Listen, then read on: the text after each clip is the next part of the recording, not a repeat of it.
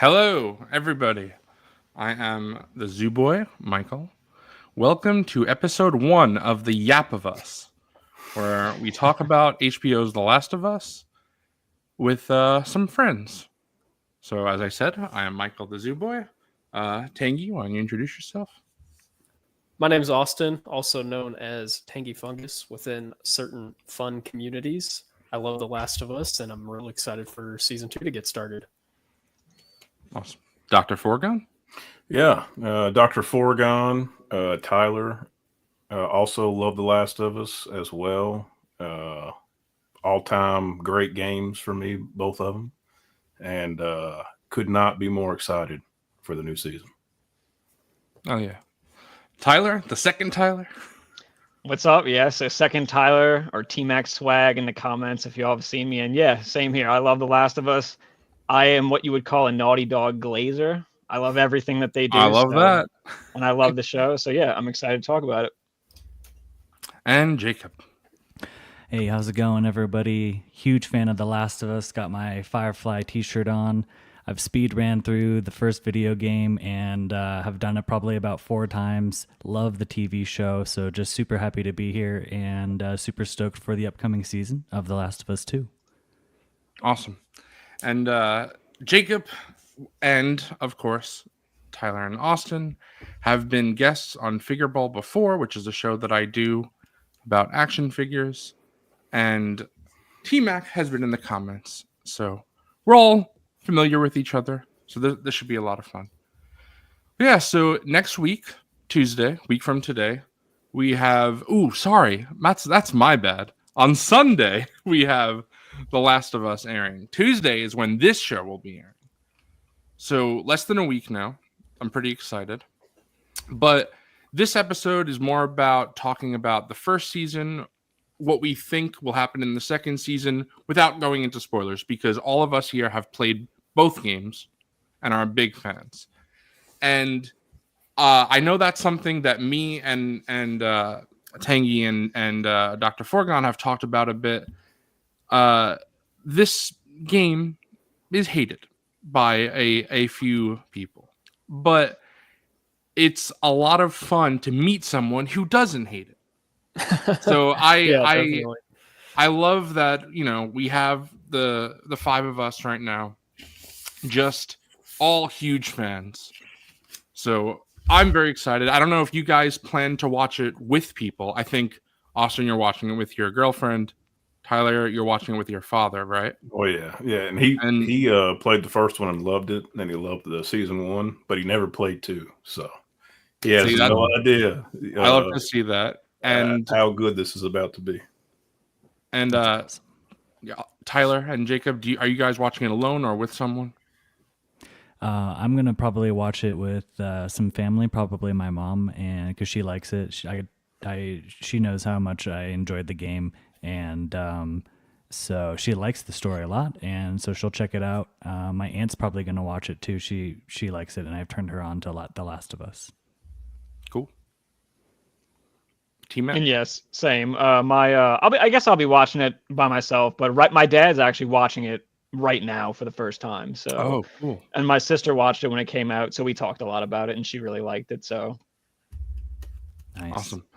I love seeing people introduced to the world who aren't gamers, because it's such an amazing story overall, both games. So the fact that the story can be shown to a new audience is means something to me. So my parents as well, they have not played the games. They're watching. My brother also has not played the game. So we're gonna watch it together, and they have no idea what's coming. And I'm sure many people don't. So it's gonna be a hell of a ride. Can't wait. But yeah. Season 1, I think well, I'll speak for myself. I was very nervous when this was announced, Last of Us, as a show. Because the show means so much to me. The game, rather, means so much to me. I was like, I don't know if this is good enough to demonstrate the story that I love so much. But once Neil Druckmann was brought on board Neil Druckmann is the creator of the game, for people watching who don't know, I had more faith. And then when I saw it was a TV show and not just a movie, I had more faith, because I think we could all agree a 2-hour Last of Us wouldn't work. No, movie, no way. No way. Right. So and then it was HBO, and I was like, okay, that's premium quality television. So that was exciting. And then it aired. And I think, Austin, you and I have talked about this a bit. When the first episode comes on screen and there's that flashback to the 1960s, just hooked right there. They cooked. That's very such a Chernobyl-esque yes, opening. Yes. I knew that immediately I was in good hands. And then I did rewatch that episode last night, and I haven't watched it since it had originally premiered. And I was sitting there like, okay, I'll just kind of put this on in the background. And I was just locked in. I forgot just how good it was, how well they brought that world to life, how great the performances were, and just like the sense of dread that they created, through Sarah's like perspective of everything and how it all came unfolding. Yeah, it was really excellent. And then, because I was also nervous, just like you. Okay, we were still kind of early in video game to movie TV adaptations when they were talking about bringing this, and those are infamously not the best. And it's a little hesitant. How is this going to translate from this medium to another medium? And week after week, I was really just more than pleasantly surprised. Sure.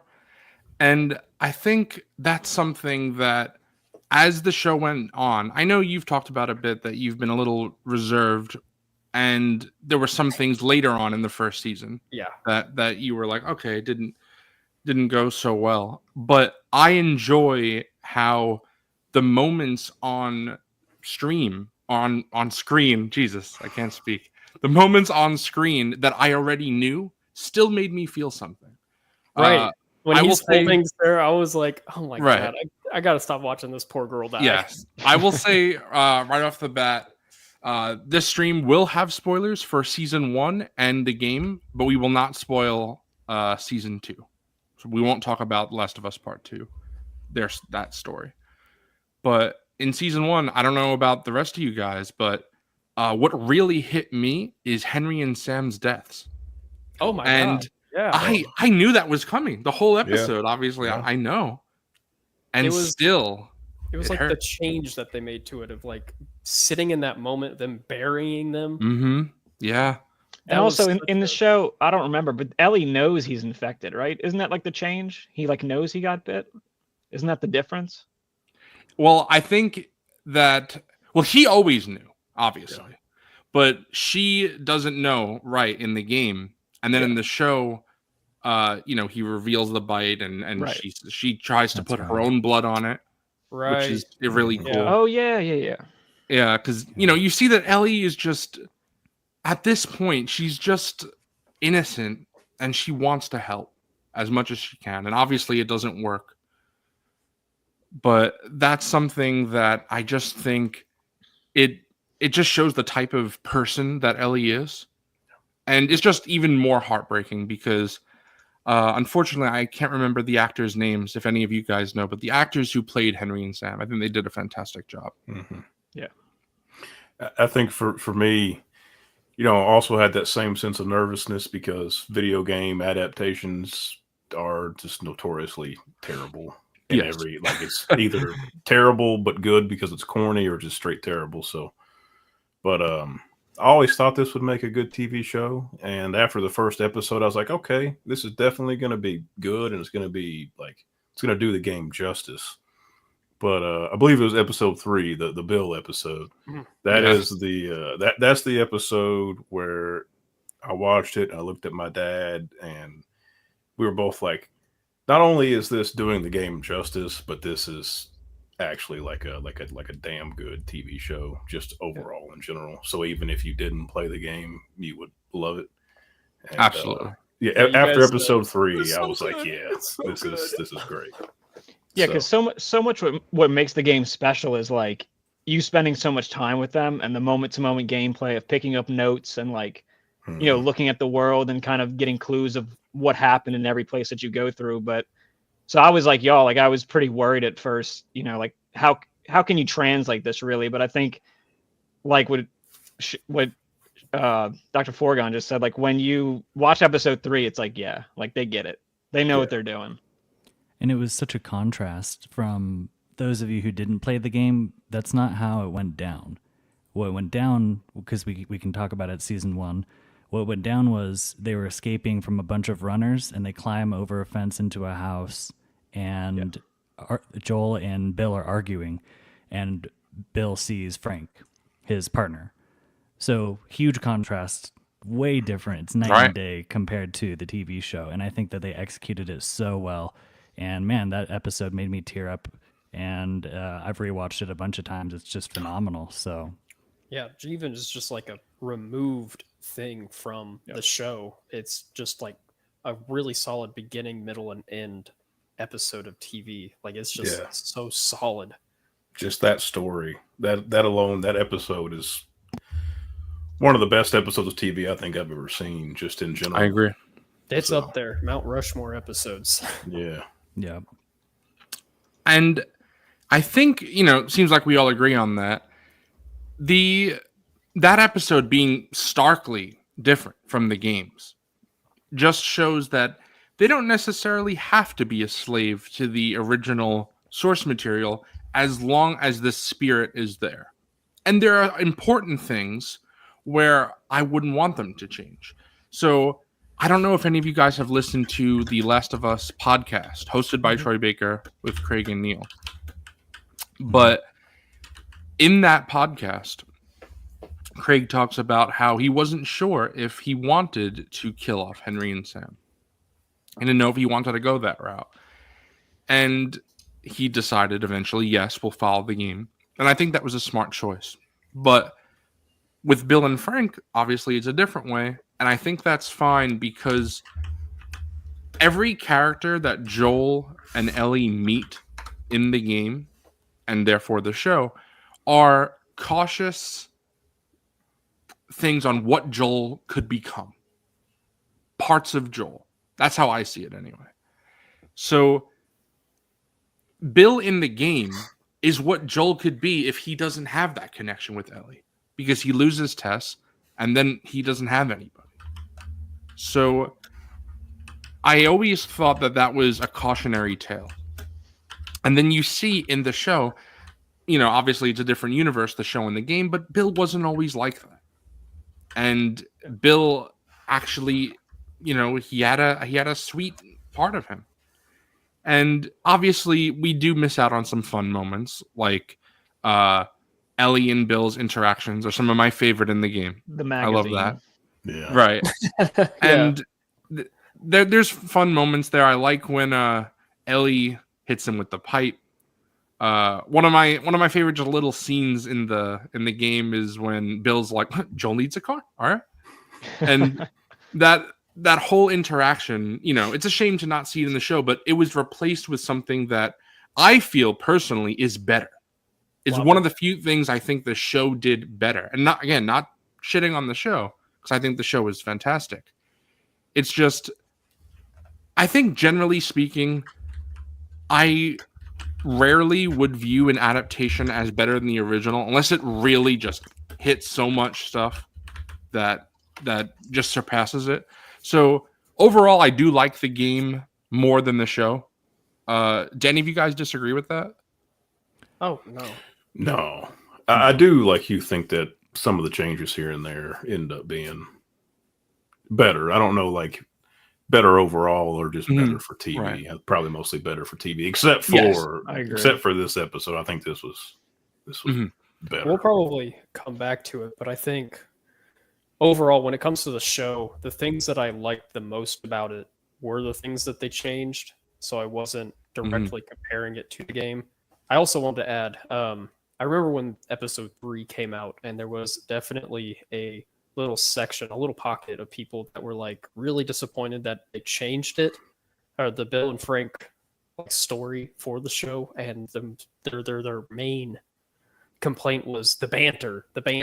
Oh, the banter's gone. But it's like, I would trade that banter 10,000 more easily times for what we ended up with. And again, I love the banter. It's so fun. But I'll say this: my best friend has never played the game, but he watched the show. I told him, I was like, "Bro, you have to watch the show. It's one of my all-time favorite games, and the story, all the stuff." And after episode 3, he's like, "Man, that was incredible. Was that like shot for shot from the game?" And I was like, "Actually, no, not at all." And so I told him what happened in the game, and he was like, "Yeah, that was so much better what they did in the show." Because in the game, it's like it feels kind of unceremonious because you don't really know Frank. Bill knows Frank, and you feel bad for Bill, but you don't really. There's no context really, so it kind of just happens, and then you get in the car and go.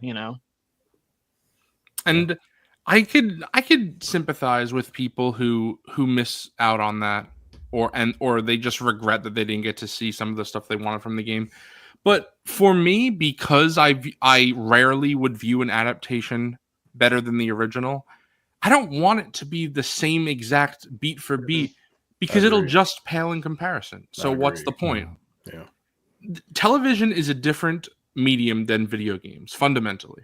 So if it was transferred, adapted 1-to-1, there are things that just wouldn't work. Obviously, there are things that we know going into season 2 that have to be changed, because there's probably a 1.5 year break between seasons 2 and 3. In a game, you just continue on. In a show, you got to wait. So things have to be changed. But as long as they keep the fundamentals, that's what I think is important.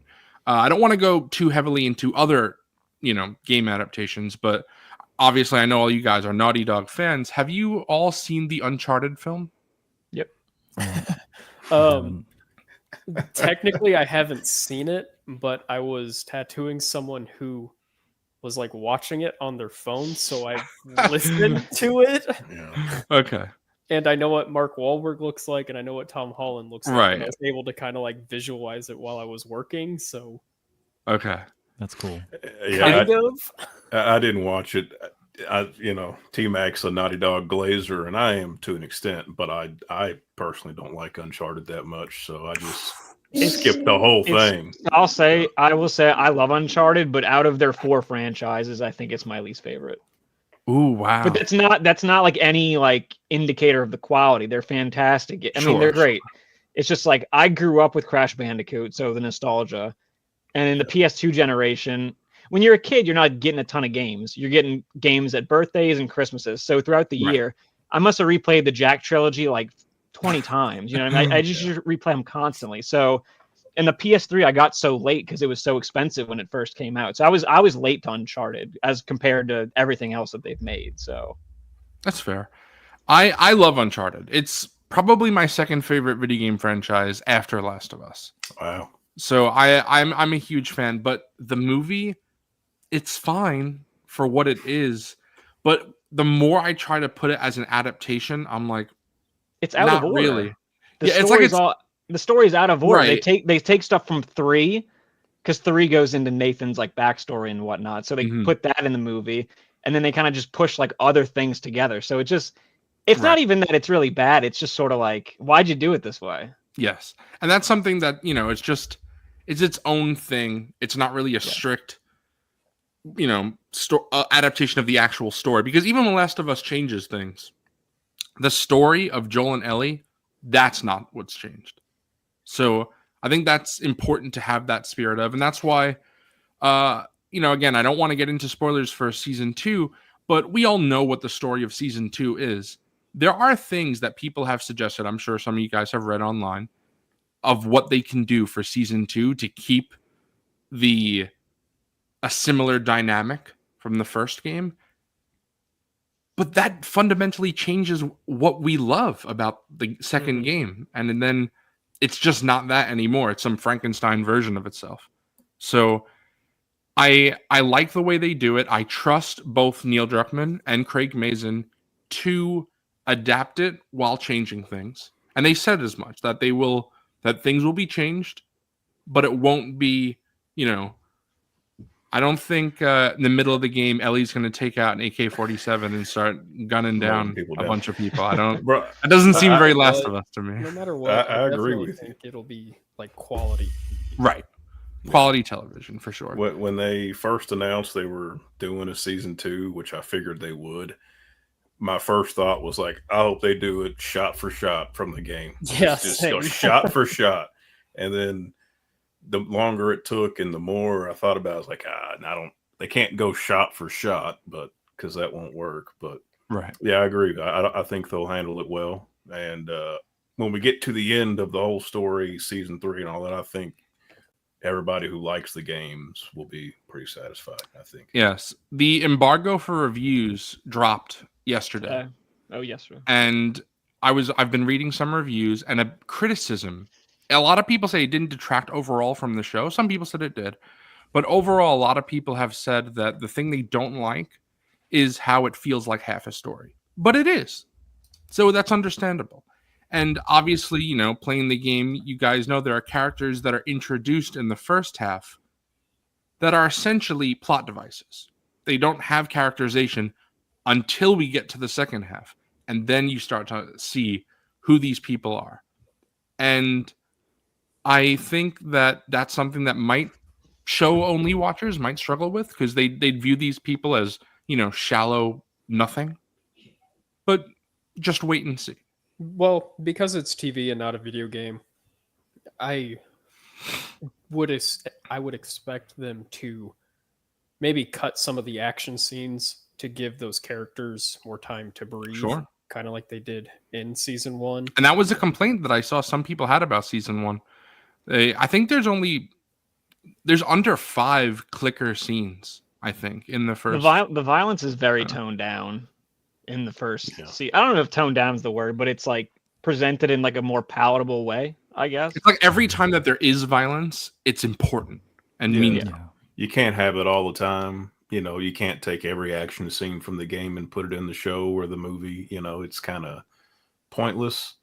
You got to make it meaningful. So I like that they did that, and I expect we'll get a lot more of that. I think the violence when it happens, and we know when it happens, it'll be a lot more meaningful and impactful because it'll be a bigger build, and you'll be more acquainted with people. And the violence is just so important to the story in part 2. You know, like that's like central to the whole theme. So it's like it's just going to be so hard to tone it down because it is so core to the messaging of the game.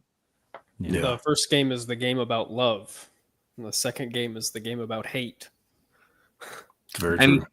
And the strange thing is, even though I definitely agree with Austin there, I think you could also kind of make the argument that the second game is about love and the first game is about hate as well. It's like they're two sides of the same coin, you know?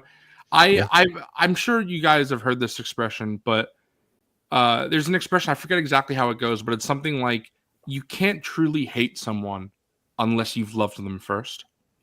And I almost agree with that because it's like hate is such a strong, visceral emotion.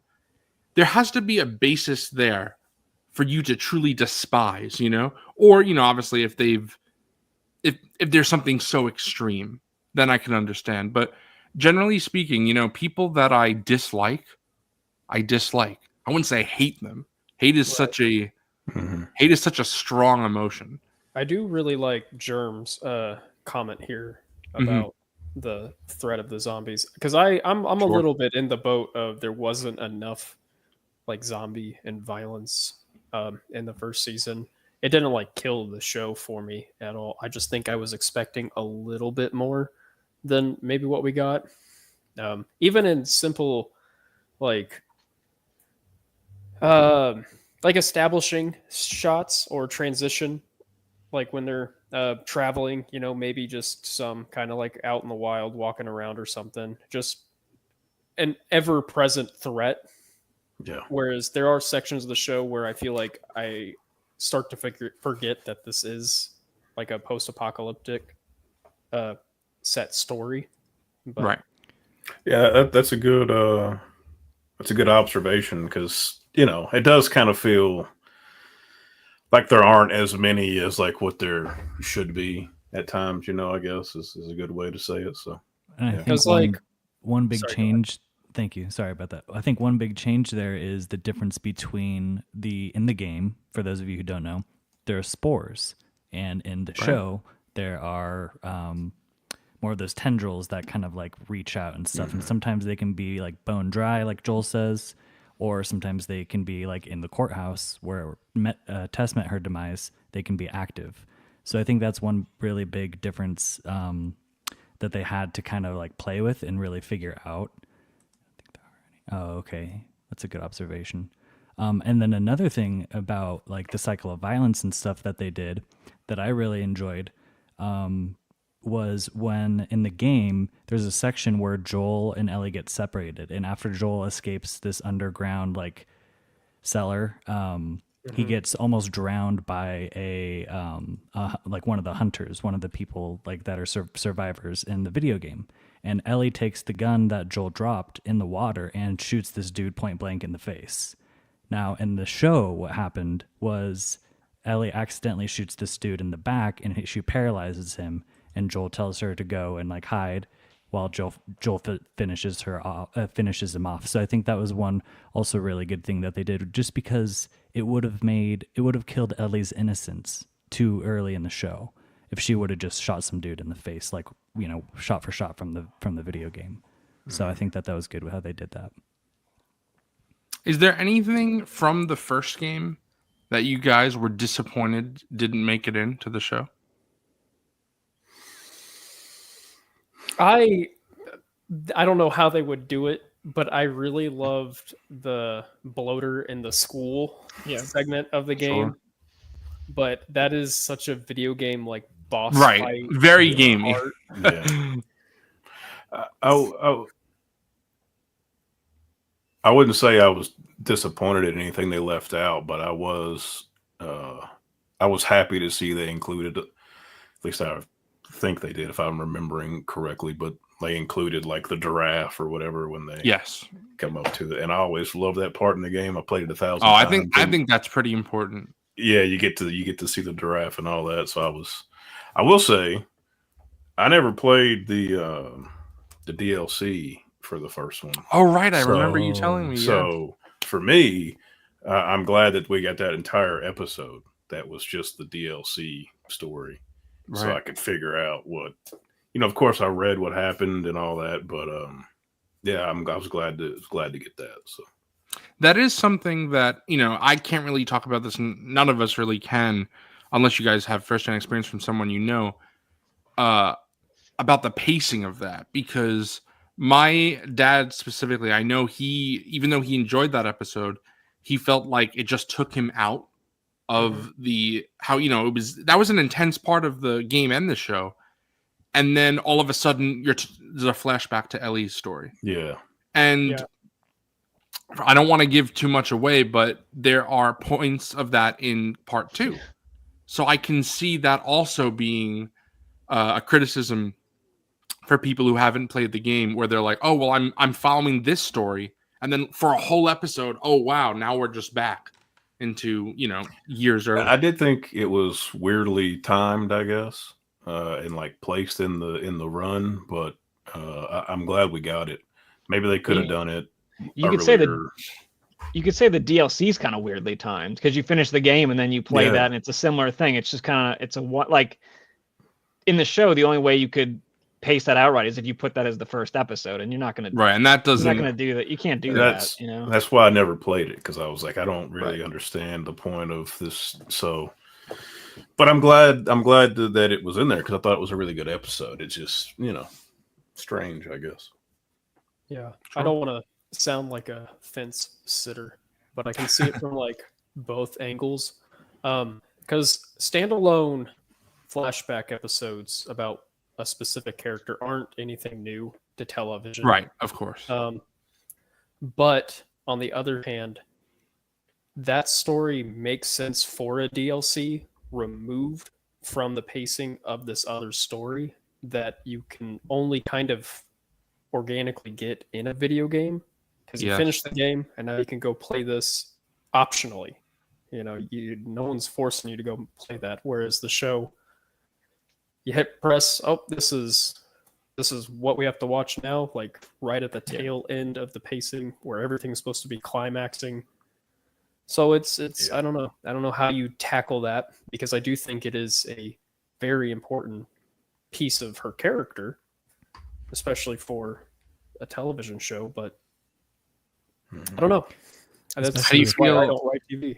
Maybe they could have, like broke it up into parts in other episodes. Maybe you get bits and pieces of it, which has been done before, but maybe it doesn't work out too well if they do it that way. Yeah, too many flashbacks, I would feel, if they did it that way. Yeah. But how do you guys feel about what Germ is saying here? Do you think they should have included it at all?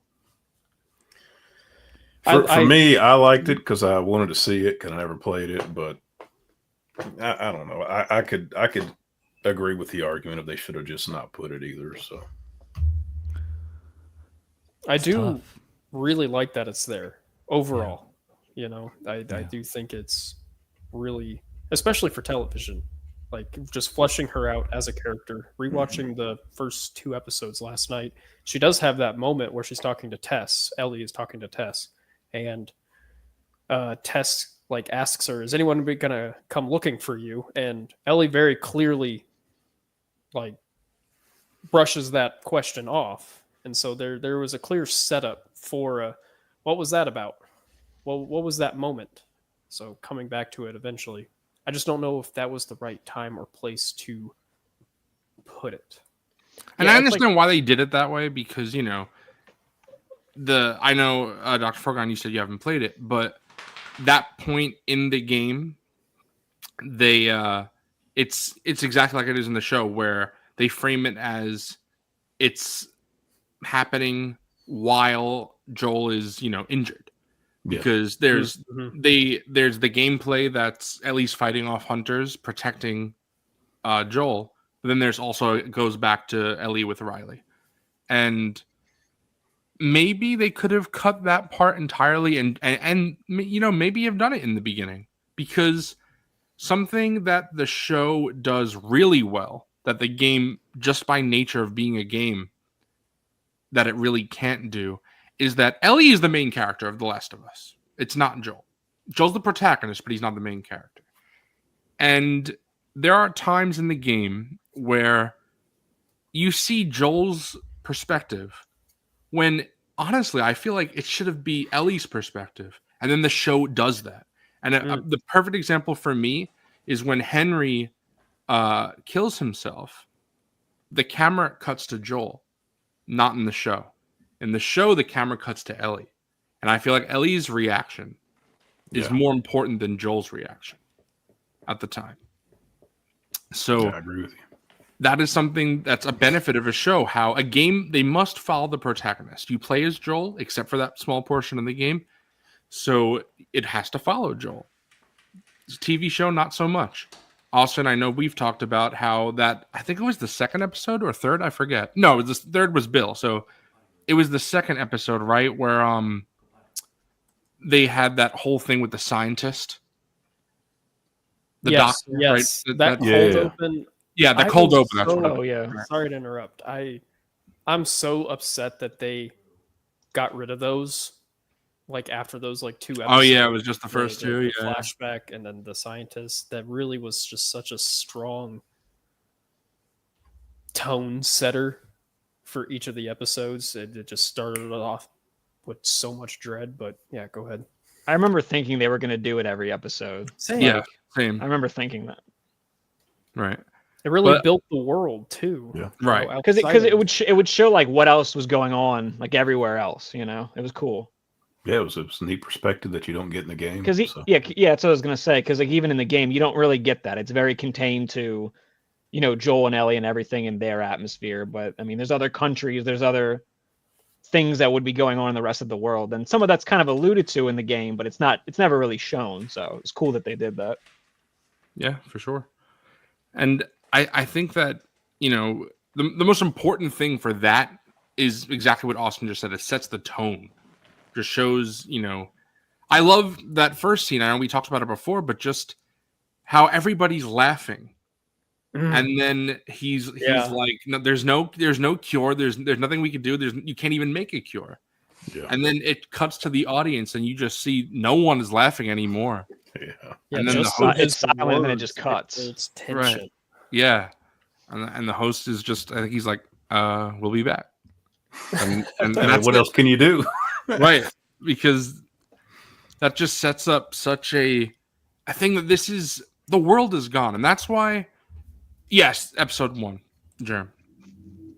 But that's why although I understand what Germ is saying here and what Austin was saying as well, that doesn't really bother me because I view the infected as more so the framing of this world, and that it's happened and the virus, the fungus rather, is out there. It's, what can you do? It's there already.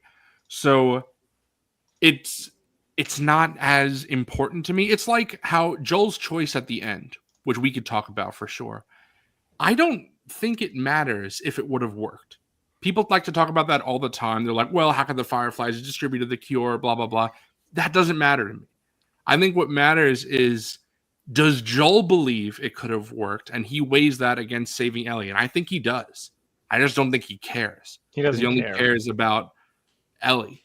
So the logistics of, could it have happened? Was the cure viable? It doesn't matter to me. So I get it that, specifically what Germ is saying, how it didn't sell that the zombies, infected are a threat. That's just not something that, it's never, The Last of Us is not about that to me. Again, I could see the argument, but from what I've heard, season 2 addresses that more, to the points where Tyler, Dr. Forgon, I don't know if you've seen, but there have been some reviews that have said they almost felt there were too many infected this season. So maybe they overcorrected. That's so interesting because the second game is so much more about human on human violence. Sure, anyway. Right. It's weird. Yeah. Maybe they did just to kind of reinforce like the danger of them. But I also don't think that's like a bad thing either. There's it's like such a unique design to them and all that. It's kind of cool. So, if there's a bit more infected out there that they have to deal with as they go on, then I'm all for it, Sure. What Germ is saying here about, the cordyceps isn't present as a threat and the importance of the mission is undercut. To me, I think The Last of Us plot is very cliche. The plot is just a cure, find the cure, save the world cliche. But that's not what's interesting to me. To me, it's the story. It's Joel learning to open up again, and Ellie learning that she could actually trust someone, that not everyone is leaving her, that there's someone that will stick with her, until the end. When Joel, they moved you that way pretty quickly. Right, exactly, Austin. And again, it does open plot holes for sure if, like Germ is saying, if there's not enough, because then even if that's not in the forefront of your mind, it's like, well, is it really a threat when I see the infected, 3 times in the whole show? Something like that. Mm-hmm. So I could definitely understand that point of view. So, and maybe, that's why, from what I've heard, that season 2 will have more. But I know there's a big scene that's been shown in the trailer, so I think it's okay to talk about. But Jackson is attacked by a horde. That doesn't happen in the game. Yeah. So that is something that clearly, a horde is a lot of them.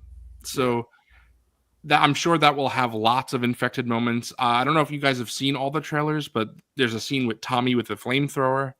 Don't they show like T's spores in one of the trailers as well? That was yes. When Jacob was brought that up before, I was going to talk about that. The again, I don't want to give anything away, but there are 2 specific moments. I'm sure some of you guys, if not all of you guys, know what I'm talking about.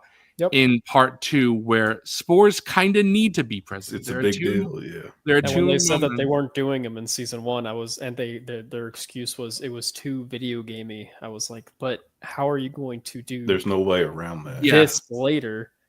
And it's like, okay. And I buy that there could be different things because we know, but for show only watchers, they know that part of the game or part of the show takes place in Seattle.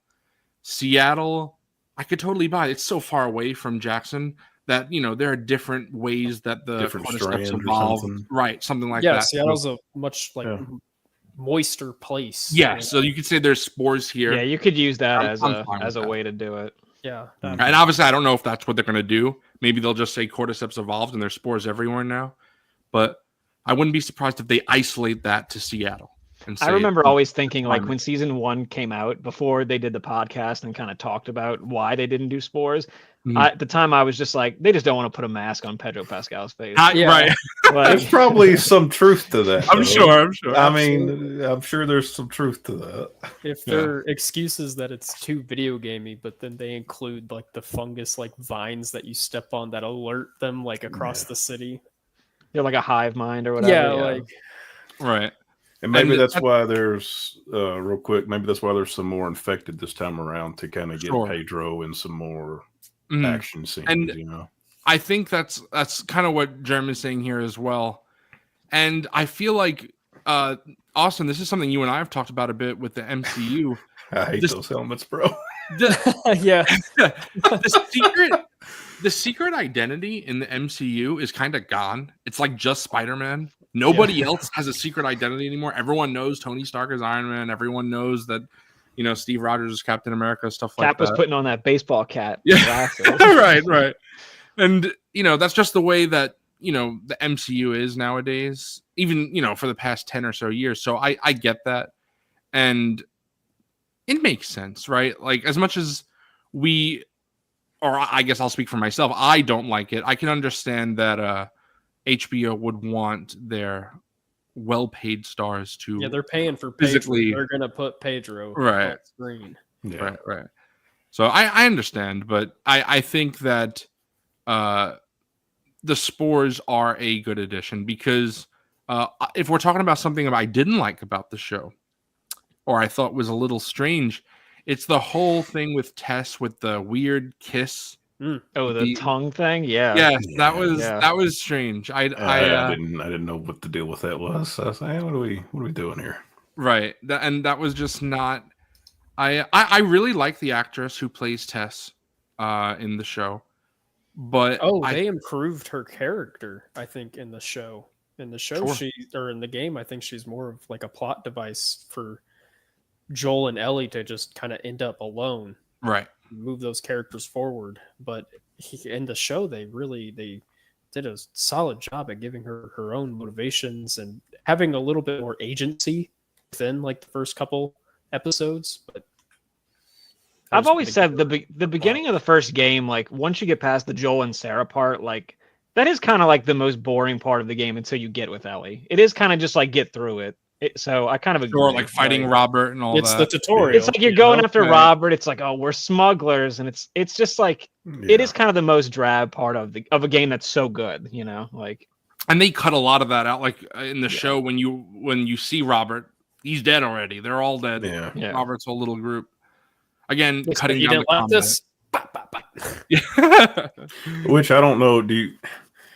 I read one of the reviews I read said it kind of feels like, they're kind of addressing some of the criticism and backlash of the second game, that they feel like there's some of that in this season.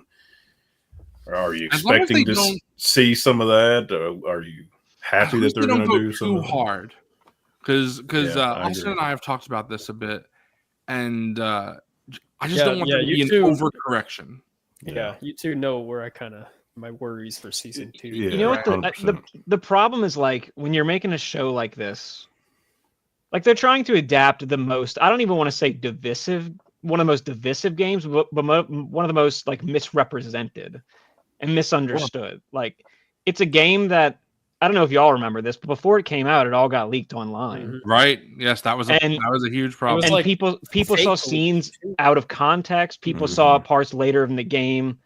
And it's like it's the type of story you kind of have to see all the way through to really Absolutely. I don't want to say like get it, but it's like I don't know. It's hard to it's going to be hard to adapt because like Neil and Craig are probably thinking about one, the people that love the second game like us, two, the people that play through the game and don't like it, three, the people that didn't play the game and just hated it and didn't play it because it was just a popular thing on the internet at the time. And then four, people like our friends and family that haven't played the game but love the first season. So it's like, 100%. how do you kind of adapt? Got to balance it all.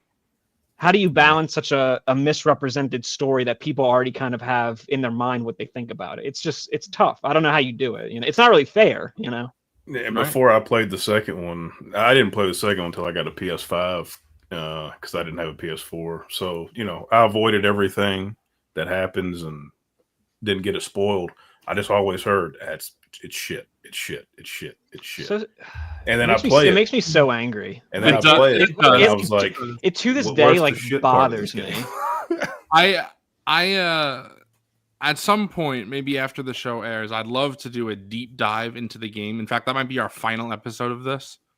That would be a lot of fun because I have so much to say. Yes, same. There's just again, I don't even want to get into people that are just bigoted because that opinion is meaningless. That's just also that doesn't even make sense because in the first season, Bill and Ellie were gay. I mean, the first game, Bill and Ellie were gay. So it's like, why is it a problem now? It's the same thing. What does it matter? It's stupid, and that's why when we talk about the criticisms of the game, I don't even want to talk about that because that's just stupid at this point. Like the story's so much more than that, right? If there are criticisms of both games, first and second, where you can see pacing issues, and things I don't even necessarily agree with, but I could see a big criticism I've seen for the second game is it's too long.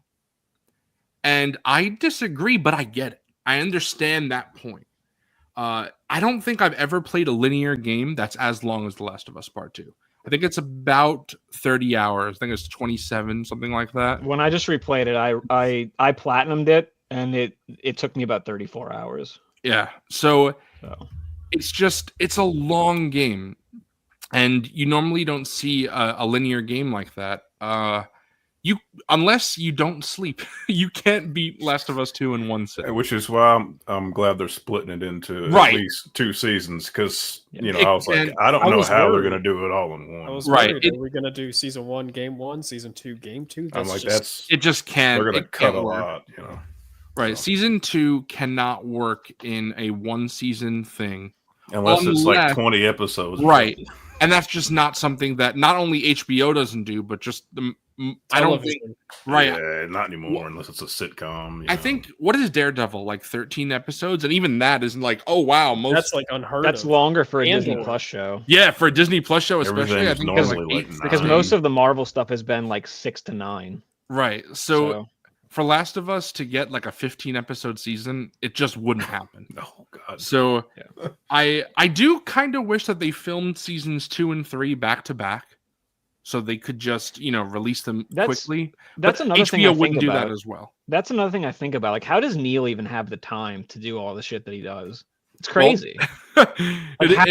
How does he like direct and write episodes of the show, run Naughty Dog, and direct Intergalactic? It's just like it's insane. From what I've heard, he takes this isn't his show. It's Craig's show. Right. But he's just involved, but he's not hands-on involved.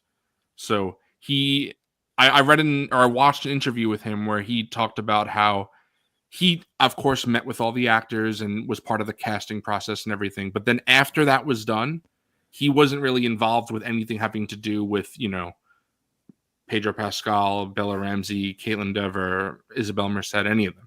I think he is directing one episode. Yes, he is directing one episode. Who's more involved in their shows, Neil with this or Todd with Fallout? I do think. What was I going to say? Oh, it also probably helps too that the co-writer of Part 2, Haley Gross, is also involved. Yes, in the show a little bit I'm too, excited for that because Yeah. Have any of you guys either watched or just seen like the full thing, or just seen clips of the part 2 documentary? commentary? Oh, Well, yeah. the documentary as well, but specifically the commentary that was They're released. both good. In the commentary, there are so many things where Neil said he was going to do something, and then Haley said, "I think this is better," and then they went with Haley's choice for their game, and I was like, There's I a funny kinda agree part. with She was Haley. kind of spitting. There's Yeah, a funny Haley's part in the spitting. there's a funny part in the documentary where he talks about like love scenes, and he's like, "I'm not good at that." Like Right. he's like, Sure. we needed her to do that. Right. And then, again, obviously heavy spoilers, so we're not going to get into it, but the ending of the game would have been very different if Hallie wasn't on board. And I like what she did. If you don't know what I'm talking about, Austin, I'll tell you later. Okay. Obviously, don't want to say it on stream, spoilers, but she did many things. She is a co-writer. She is not just, a writer on the game. Last of Us Part 2 is definitely not just Neil's game. It's her game as well.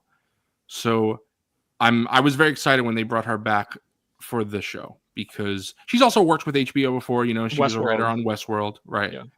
So I enjoy seeing her come back, especially because I know it's, some directors can it could be like the It Club where they only work with the same people, Tarantino, Christopher Nolan, stuff like that. But you could even go far back like Alfred Hitchcock and stuff like that. But I do like when there's this like pool that people choose from, and then you see, the actress who plays the main character in the new upcoming Naughty Dog game. I think her name is Tati Gabrielle, something like that. I think that's her name. She was the main villain in the Uncharted movie, and she plays Nora in Last of Us season 2. And she's like I said, she's the lead of Naughty Dog's new game. So it just makes sense, work with the same people. I get it for sure. But overall, I think that people will be happy to see this version if they like the game, from what I have seen. Obviously, I can't. I'm not a member of the press. I didn't get early access. I don't know. What I really hope with this season is that, like, I hope, and this is like totally just like a prayer, it's not going to happen, but it would be really cool if people that don't like the game watched it and were like, you know what, that was pretty good, I'm gonna give the second game a second chance. Oh, that would be wonderful. I agree with you. Like that would be awesome. Or people that haven't played either game that go and play them and are like, holy shit, like that second game is something. Like I don't know where you guys have the second game on your pantheon of all-time games, but it legitimately for me is a top 5 game. So it deserves to. It's I for a long time, I don't want to say embarrassed because that makes it sound too negative, but I was like, is it really as good as I think? And then what made me more open and confident about it actually was meeting Austin. Because really? Yes, because something you said to me, which you said that it's one of your favorite stories you've ever seen. Yeah, not just in gaming. And I was like, you know what? I know Austin. I know that he watches lots of movies. He just has so much experience with other stories. It's not someone who just, they only watch the MCU, something like that, where again, no, I love the MCU. So I'm not going to, no shots there. I'm just saying if you only consume one type of thing, I feel like, not that your opinion doesn't have weight, because it does. It's harder for me to identify with that if you have such a narrow taste. So for someone like Austin to say that, who has such a wide, varied taste, I'm like, oh, I've been agreeing with that. But I always thought that I was like, man, that's just bias. But I don't think it's bias. The Last of Us Part 2 is my favorite game of all time, and I don't think it's particularly close. And again, that's just my personal opinion. Obviously, everyone has their own. But I love Uncharted. I love Mass Effect. I love Assassin's Creed for the most part. So there are plenty of Red Dead Redemption 2, amazing. Even Last of Us 1, amazing. But I think part 2 is just, up there. I see what Jerm is saying for sure. It definitely could be sort of an echo chamber, but it's more so that when I this is a bad habit. I know this is definitely a bad habit, but I'm of the opinion of when I see a movie, specifically it happens with movies that I don't particularly like, but everyone else does, I feel like I missed something.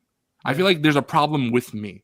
And that's not necessarily the case. Sometimes something just doesn't hit for you. That's okay.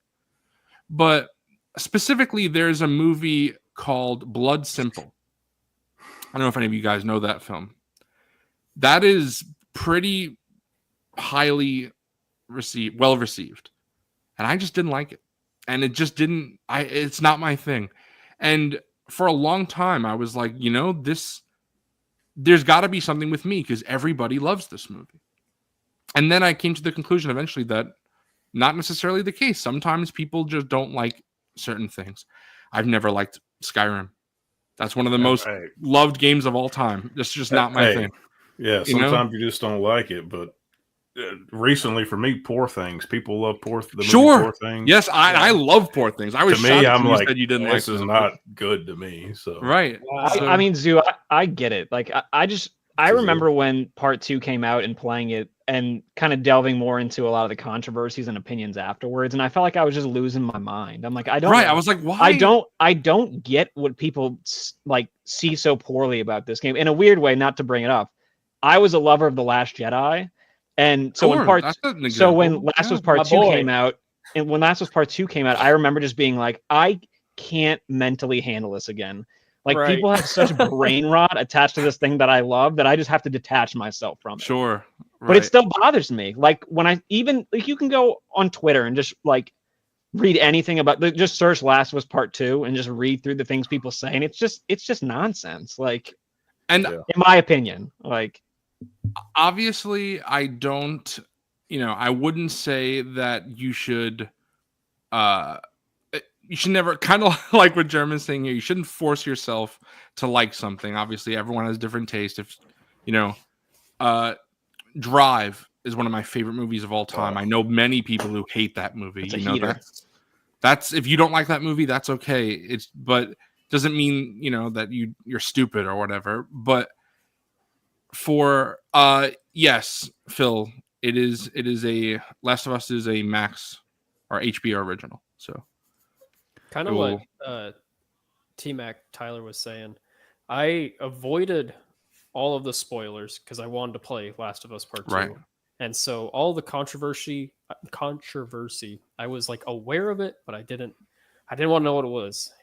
I'm with you on that as well. I also didn't. I played the game beginning to end, and then I went backwards, and just like you, I was losing my mind. I was like, what are you guys talking about? Exactly. Like, did we play the same game? I'm pretty sure I know the answer. Who all here thinks which is better, the first game or the second? Second game to me, yeah. I think the second, but they really are so different. Like it's weird. Like it's I like the second one more. Even just like story aside, like gameplay and everything, it's just an incredible experience. Like it just hits. But they're so hard to compare. Like it's like similar themes, but so different at the same time. It's interesting. Yeah, that's a good answer. I agree.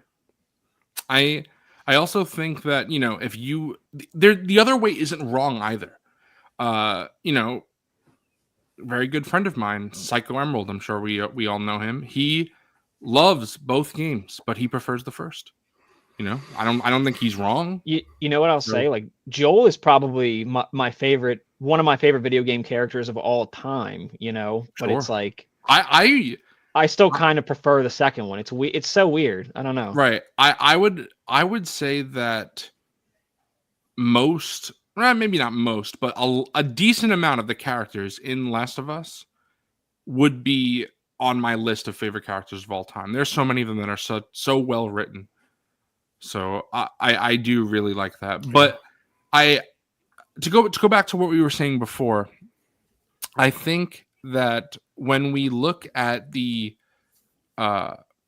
overall opinion of the second game, I think that it's interesting because, again, kind of similar to what you were saying, Tyler, about The Last Jedi, where critics seem to overwhelmingly like it and then audience did not.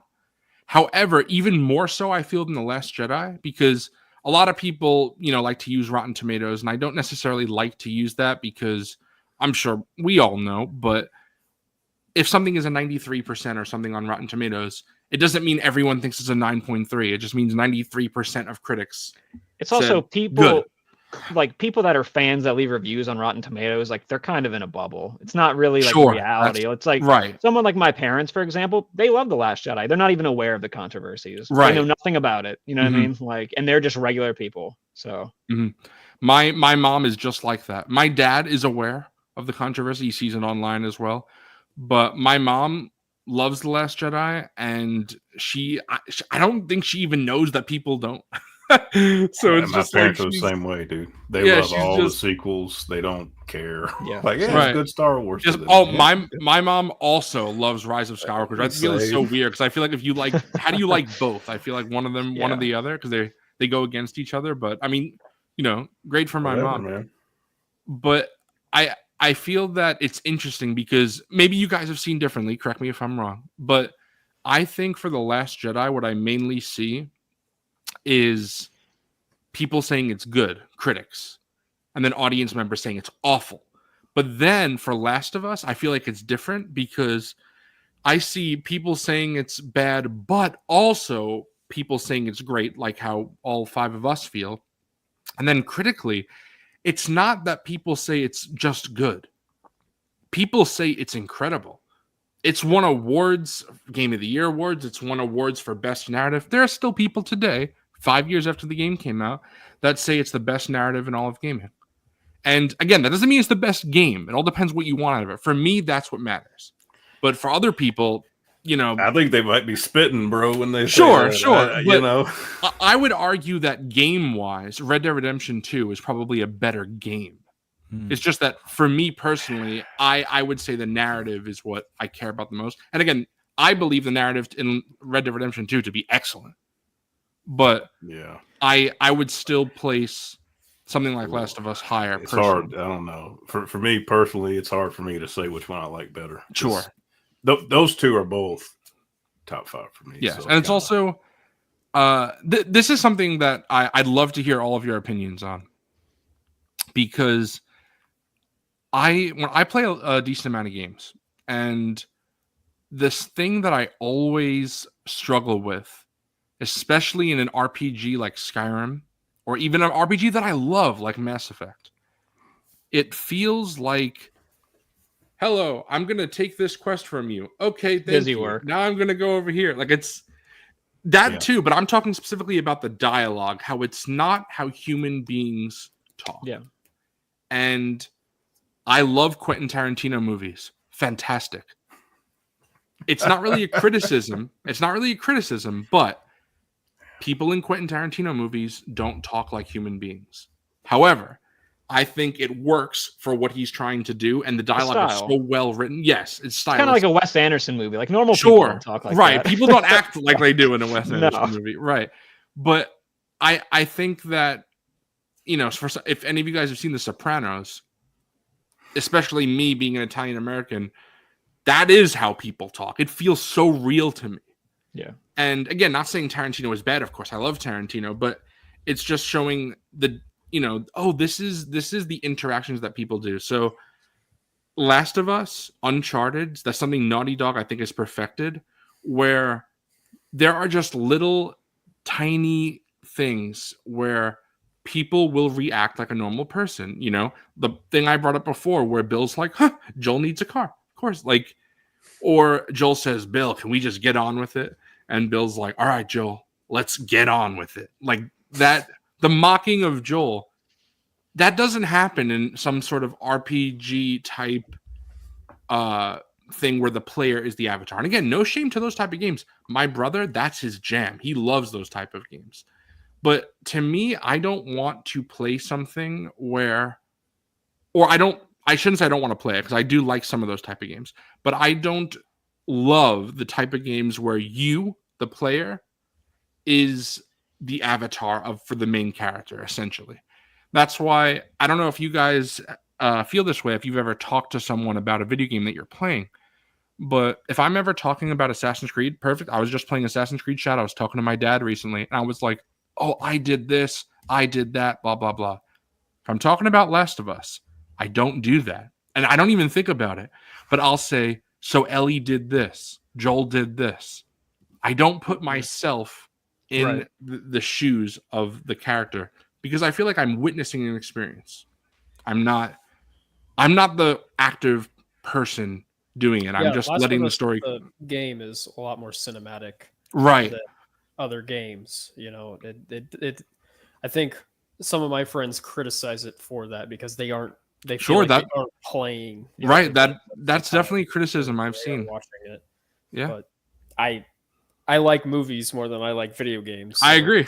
I also think it's like resonating so well. As you get older, it's so like with like work-life balance, it's so hard to even find the time to play all the games that you want to play. So let's do like what you were saying, like a game like Fallout or Skyrim. It's like there's so much to do in those games and you get so overwhelmed, but then you play something like Last of Us and it is this cinematic, like linear experience, and it's like something that for me as an adult, it just hits way more for me. Like I could play the entire Uncharted series, all 5 games in like 2 weeks. Well, I'm just saying hour-wise, right? Like in under 50 hours. Yeah. Most big games that come out nowadays are 50 is like the low end. Like it's like 100.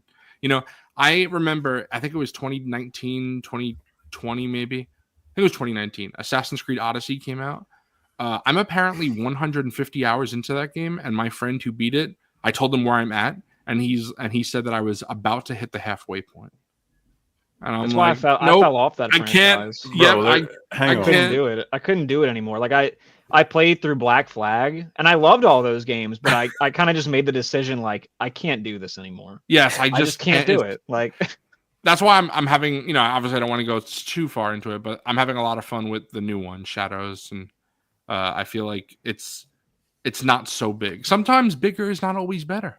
In fact, I would say a lot of times bigger is not always better. Yeah, like if you're gonna play something that's open like that, like I like obviously like a Breath of the Wild or a Ghost of Tsushima. That's kind of like my lane of open world big games. And the open world of those games feels not wasted. Like the stuff there matters. Everything you do, everything is like new. You know what I mean? Everything's a surprise. And that's also, I feel like it's great for art as well. I'm sure you guys would all agree, but I have 2 Last of Us art books, and I just love the art direction of you see how the foliage has overgrown and taken the cities, how all the different factions have worked to what works for them, and they have to adapt. And I don't know if it'll be in the show, but a lot of the stuff that a group called the Seraphites, obviously I know you all know, but a lot of the stuff they do in the second game, that's visually super interesting to me. So I think that was one of the best things that they adapted from game 2. Yes, absolutely. It's just the way that the cities looked, just the way that the interiors looked, everything. It didn't look like a very stereotypical post-apocalypse. They really did a solid job at adapting how The Last of Us has this taking back from nature that world has. There's trees growing and moss growing out of everywhere. There's water dripping through ceilings. I really was impressed by that in the game, and then again with that in the show. HBO gets their money's worth for sure. Yeah, exactly like Jerem just said. They make the games themselves, specifically the worlds that the games created. And they feel it's, people say it all the time about stuff, but this really feels like the world is being lived in, and you're kind of just dropped in and you get to be a part of it. The games feel that way, and Because like yeah, they've the done the same thing with the graffiti, show. like the Firefly graffiti, it didn't look Yeah. like it was freshly printed. It looked like it had been there for like a few years. Like it lived in was really solid. And I don't know if you guys have seen some of the officially released photos for the season, but similar to like Austin saying, there's some stuff that says "Feel Her Love," and so, I hope yeah, they go in. I that's hope gonna they be go some into good that stuff. more. Oh, hope they get- 100%. Yeah. I really hope so. The game I'm doesn't so go excited. that far into that, really. Yep. And And again, it makes sense. Again, from a game's perspective, like I said, the strength of a television medium, which obviously has its weaknesses as well, but the strength is that they can tell other stories like that, where the game, it doesn't really work. So, in the show, we get Henry and Sam's backstory. We get a new character, Kathleen. We see her backstory. That stuff can't really be in the game because Joel and Ellie aren't a part of that. So you're not going to just cut away from the game to show what Henry and Sam are 15-minute, doing. like, Right. cinematic in the game. Exactly. Yeah, there's only so much you can add via like lore pickup collectibles or something. Like that stuff's cool, Mhm. but you can only do so much. Right. And some of those are great. Like, Yeah. if you guys know the story of Ish, that was, the whole collectible thing, like Dr. Forgon is saying. But things like that, if they ever expand on something like that for the show, like I feel they do with, the Prophet, I think that'll be a lot of fun. I do Eh. hope that they bring back like the cold opens for season 2, and maybe they can be some of those like stories that you find out about through like collectibles and like notes and Right. stuff, because that would just add to world building and not necessarily break up Mhm. our time with our main characters. I don't want to go into too much detail, but if you guys know, there was a story about a whole little community in Hillcrest. Yeah, About that's so you know- exactly the one I wanted. I was like, Okay, yeah, that little story is just so heartbreaking, and just to see that we Hillcrest is a very combat heavy sequence in the game. I would not be surprised if they cut that entirely, because even Maybe I don't they- know. see like some aftermath of Sure, I don't know. Hey, Commander Cook, what's up? Maybe I don't know they if do any of you something to it guys- in like a cold open or something like Right. you're talking about. Right, like Austin is saying. I don't know if any of you guys have seen, but a lot of times I feel when they do a harder difficulty like Grounded. I don't know if you guys have ever played on Grounded, but you have to. I got you soft have hands, to. brother. I've played on Grounded, and for the most part, you got to sneak past everyone in Hillcrest because if you fight, you die. So that whole sequence, gotta craft that silencer. yeah. Canonically, if you wanted to say it that way, I would assume that Last of Us canon is Grounded because Okay. Yeah. it's in Grounded. Essentially, you get shot, you die. Like in real life, you don't have a health bar in real life. Of It's course, funny. It's funny because I know at one point Neil was asked about like how Nathan Drake just gets shot constantly. He's like, Yeah. "Oh, it's his luck running out." It's like, right? all right. Yes, it's Sure. that. I always thought that was funny, but I think, like I said, in Grounded, in Hillcrest, which is a very combat sequence of the game, if you play on a harder difficulty, it's not a combat sequence; it's a sneak sequence because you can't get caught because there's a million enemies around. a you. lot of enemies. So I would not be surprised to see them either cut that or change it. And there are also parts of the game where Ellie is alone. And while that can work for TV a bit, I feel like they're probably going to cut down the amount of time that she's alone just to have more dialogue. There are obviously many allies that Ellie has in the game, Joel, Jesse, Dina, etc. I'm excited for Jesse. Sure, I 100%. love Jesse. But I could see them expanding moments that she's with them, just so she's not alone as much. You think they might put some people in moments that aren't in the game, like Could with be. her in the game? Yeah, for sure. We already know. Again, I don't really want to talk about this specifically because I think this does go into spoiler territory. But there is stuff that has been revealed that different characters are at different places at different times. That is not the case in the game. And that could be good, could be bad, but I like that it mixes things up for us fans of the game while still keeping the spirit alive, because that's the key thing. I think we could all agree on that as long as you keep the spirit alive, it's okay to change things. That's why I'm kind of you mentioned the first episode is like all new stuff that's not in the game or whatever, so I'm pretty excited to see what they do with that. Yeah, for sure. Since we've all played the game and we don't really know what's coming in that first episode. So. Yeah, the first episode is going to be a blast for sure. But I want to go back to the show, the first season. So we've talked about Bill and Frank. We've talked about Henry and Sam. So the next arc would be David and all the cannibal stuff and all the stuff that for me, I think that's some of Bella's best acting in the show. I think that's really cool. And Troy Baker's there as well. It's a lot of fun. So I just want to get your guys' thoughts on that arc of the show. And David is so menacing. He's, I think, one of the best video game villains, antagonists that we've seen. Just his even to the very end when he gets when he yells out that yelp when Ellie's coming down on him with the machete. I mean, just it really fleshes out, and they showed his character arc pretty fast too. Sure. So yeah, I'd like to hear anybody else's thoughts too. That's a cool part of the show, because in the game you don't really see any of the citizens that live in that little camp. You see, like, what's his name, James, who Troy Baker plays. Yeah. Like, you see James just a bit in the game, and you see, like, the goons that go after you and stuff when you're sneaking around, but you don't really see, like, in the show they have the whole scene where they're like serving the dinner and everything, and they show all the people like in the lodge about to eat, and they're all kind of looking at it like not knowing what they're about to eat, but kind of knowing something's up. So it's cool that the show did that. That's actually, I think, my favorite little section of the first game. It's a really cool, like, running through the snow, and then when you play as Joel again and you're going after, like, that's really good stuff.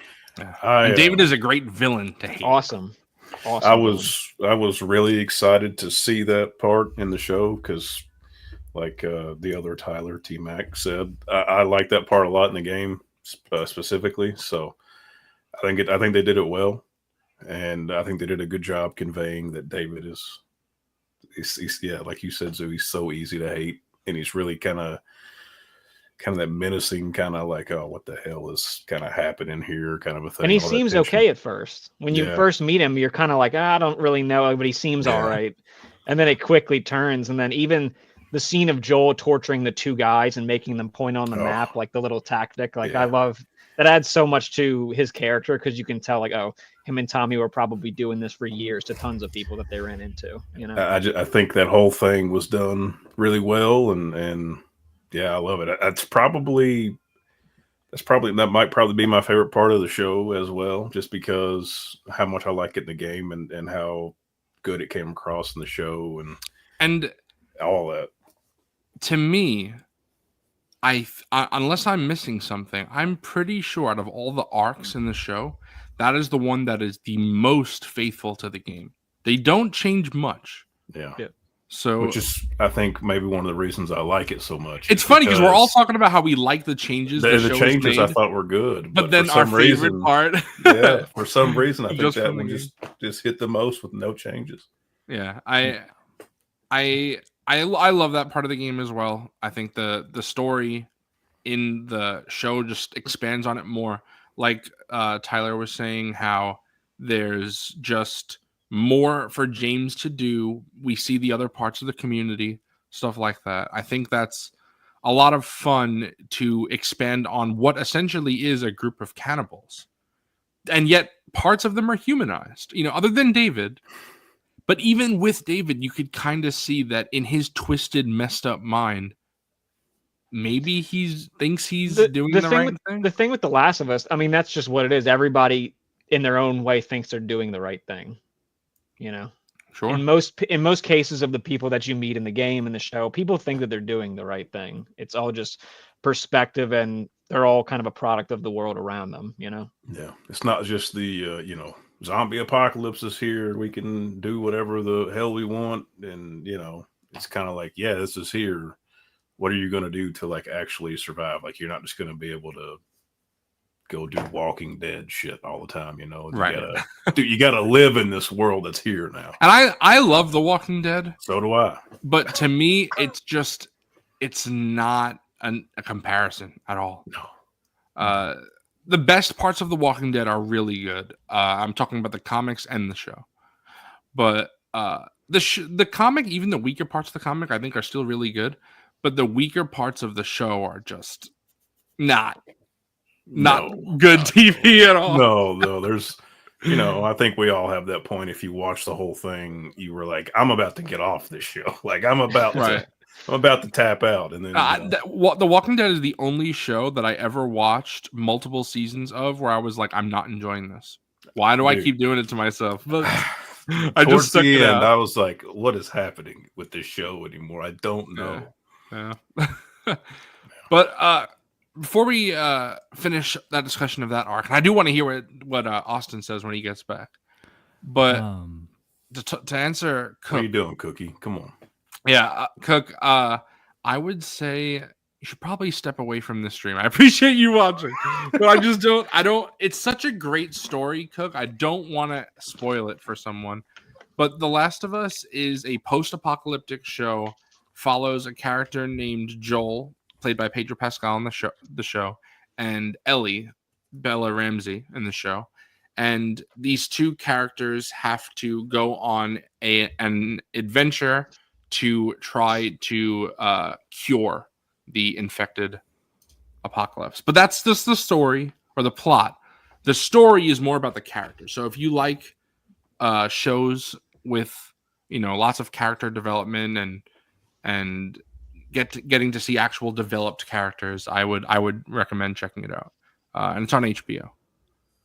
But one thing that I thought was really touching was the callback to, since we're talking about the whole David incident, when Joel finally does find Ellie at the end after she kills David and he calls her baby girl. Mm-hmm. It's a callback to Sarah when he calls her baby girl. So it's I feel like it really is Joel opening up and becoming vulnerable again after being shut down and just being a hard, like you were just talking about what Joel had to do with those two guys with the map, but point and show me where she is. Anyway, shows his vulnerability finally after 20 years, which is a long time to be closed off. And it's something that Austin said before, how you see that the whole, the way that Joel is as a character, he has to open up. And when Austin was pointing it out before, that with Tess, you get to see how in the show you see more of Tess and Joel's relationship. It's hinted upon in the game. I like that moment where Tess is like, there's got to be enough here where you feel some obligation to me. And in the show, that's expanded upon more. You see that they're, in some sort of relationship. But I think that even being in a relationship with Tess, Joel didn't really connect with her like he does with Ellie eventually. He still, from the moment Sarah died until sometime along the journey, I don't know where, obviously it's a slow thing where Joel started to care for Ellie, but sometime along that journey, Joel actually opened up and is a human being again instead of just a broken husk. And I like that scene in the show specifically where Joel talks about how he tried to kill himself, and that's obviously different from the game. And I think that's something that, again, no spoilers for part 2 or season 2, but some people have criticized that Joel acts a bit different in part 2. And I feel it's actually very consistent with how he is at the end of part 1, because he's finally evolved into having feelings, having emotions. But I feel that in season 1, so someone who is a show only viewer won't have this problem, because there's a scene in season 1 where we did skip over Jackson, like Germ said, so we'll go back to that.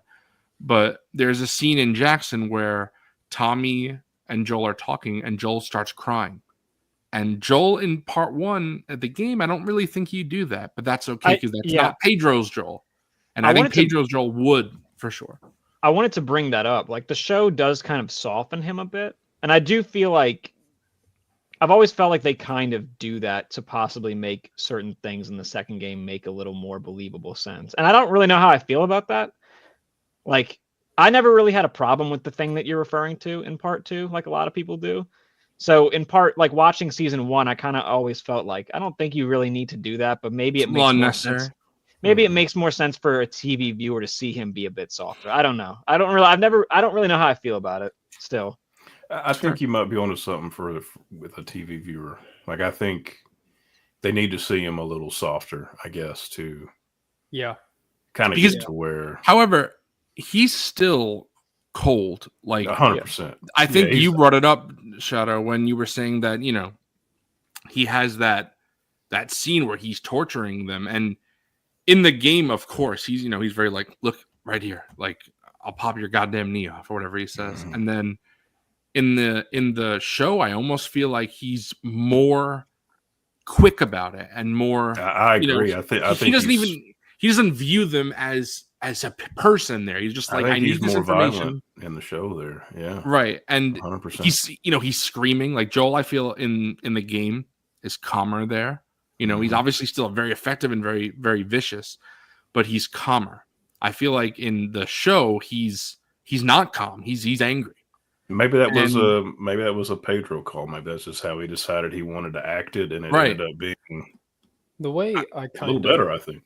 Break it down in my brain, because I too had kind of some complaints about Pedro's Joel being like softer like in the show, or maybe his arc was a little bit more clear to becoming more vulnerable. But I kind of chalk that up to, in the game, Joel needs to be more cut off and more malicious because it's a game and you have to be able to, because he kills so many people in the game, zombies, people that in television, because they didn't include all of those segments of violence, it makes more sense for him to already be a little bit more, I don't want to say ready to open back up, but it just wouldn't be as interesting, I think, to watch this person who's just completely cut off and malicious as he is in the game. Because in the game, you can create that kind of... It wouldn't be as fun to play if you didn't have things to shoot. I guess in the game too, you're kind of softened to him more just from moment to moment gameplay and conversation. Right, that's what I was going to say now. So. Yeah, even this is something that I'll talk about next episode, not now, but after we see the first episode. But there's when you play as a character, even if, like I said, where I don't necessarily say where I'm talking about The Last of Us or Uncharted or something like that, there's still just a natural empathy towards the person that you're playing as, because you're playing as them. That's it. That's all it is. So in a show, you don't get that. You need to build a little bit of empathy, at least in the beginning.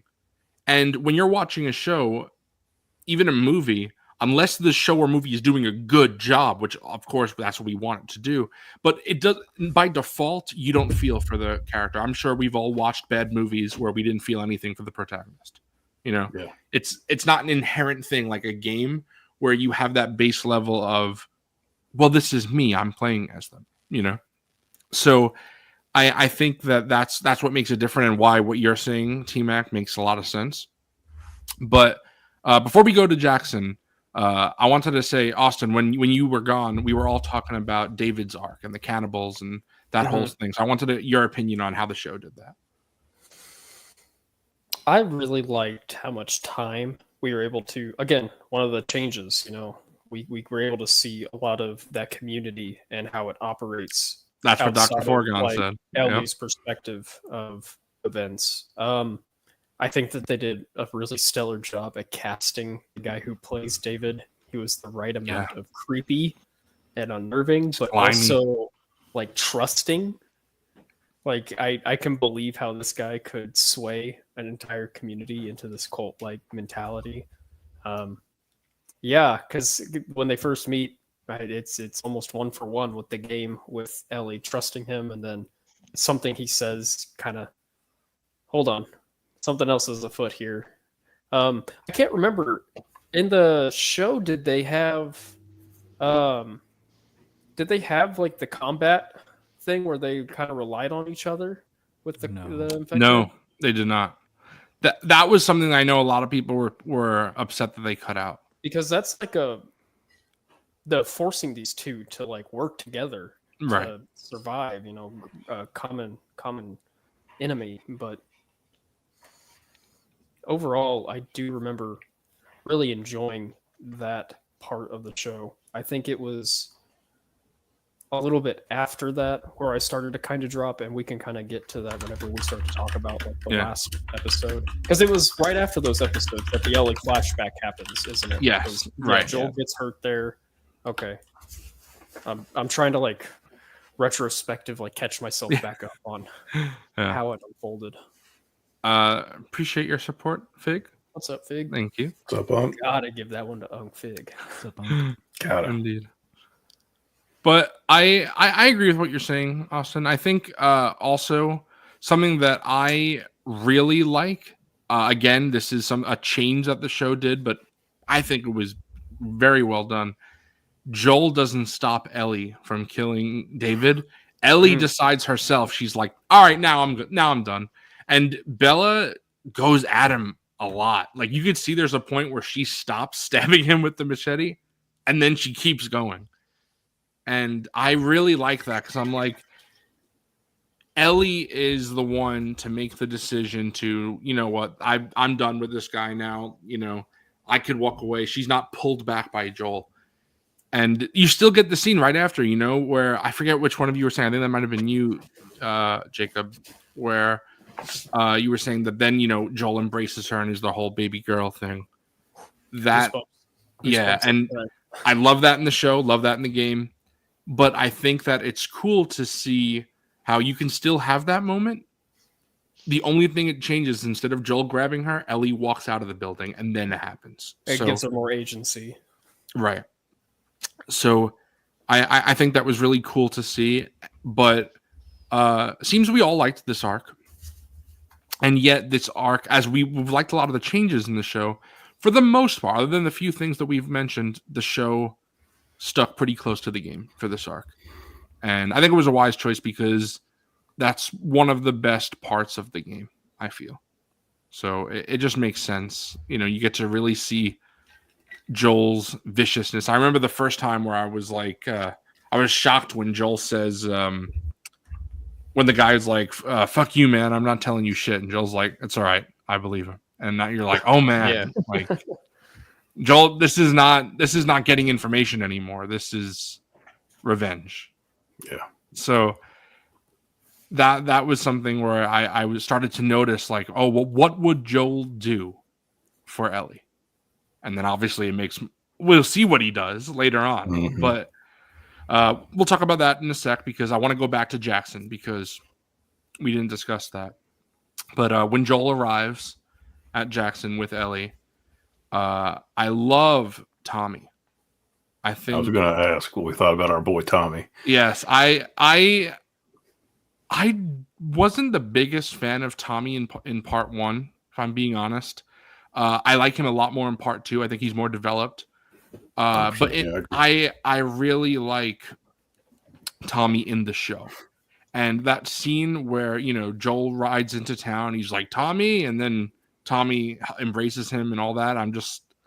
That scene I love so much, because you get to see, obviously this happy moment between Joel and his brother. But you also get to see that Ellie is kind of uneasy. She's obviously happy for Joel, but at the same time, she's like, am I going to lose someone else when everyone that I always abandons me. And you get to see I think Bella plays it really well. You get to see on her face that, man, this isn't so great for me. So I really think that's great acting on Bella's part. And then, as I was saying before about the whole Joel and Tommy relationship, there's obviously a change that Maria is pregnant. That's something that, obviously with the game and the show being 5 years after part 2, we'll see, the babies. He'll be a 5-year-old. He won't even be a baby. So that's something that the show is changing from the game. But I enjoyed the Jackson section probably more than I did in the game. That's other than the Bill and Frank thing, that's the other section that I think I enjoyed more in the show, because a lot of that combat sequence in Jackson is unnecessary. I feel for it's just added combat, and I don't feel like it's not really in the city. You're at like a dam, right? Like you don't really show up see- at the dam first. Yeah, right? you don't see Jackson the way that we know it from part 2 in the first game. And I do like that change as well, because I feel like that's very gamey. So it makes sense to cut out that part. That's just my opinion, though. What do you guys think of that whole arc in the show?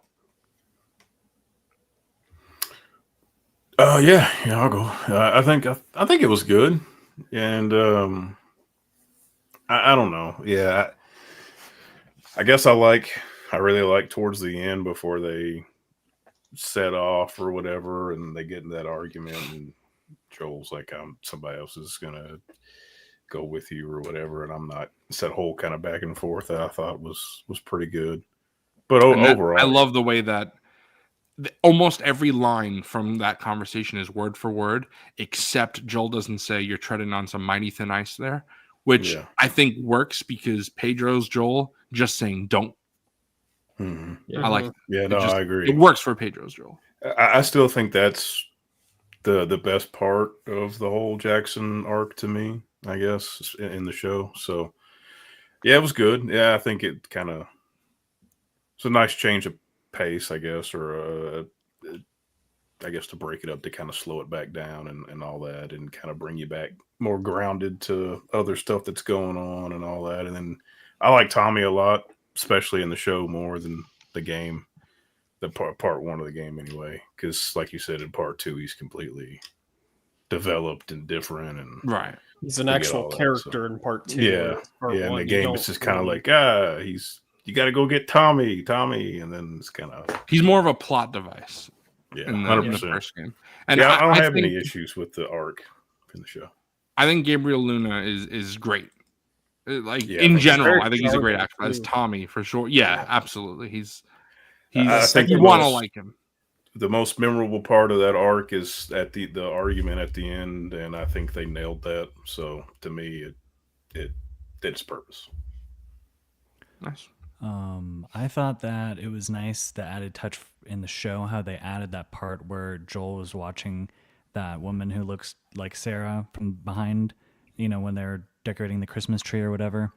It did a pretty good job of, for I guess people that didn't play the game, to show that he was, still afraid of losing her, even though he wasn't maybe as opened up to her. But Zooboy, like you said, at some point during the story, he does start to become more affectionate towards her. I think after, that part in the game where he gives her the rifle and he's going down into the to like that square area. And that's a place scene we don't get in the show.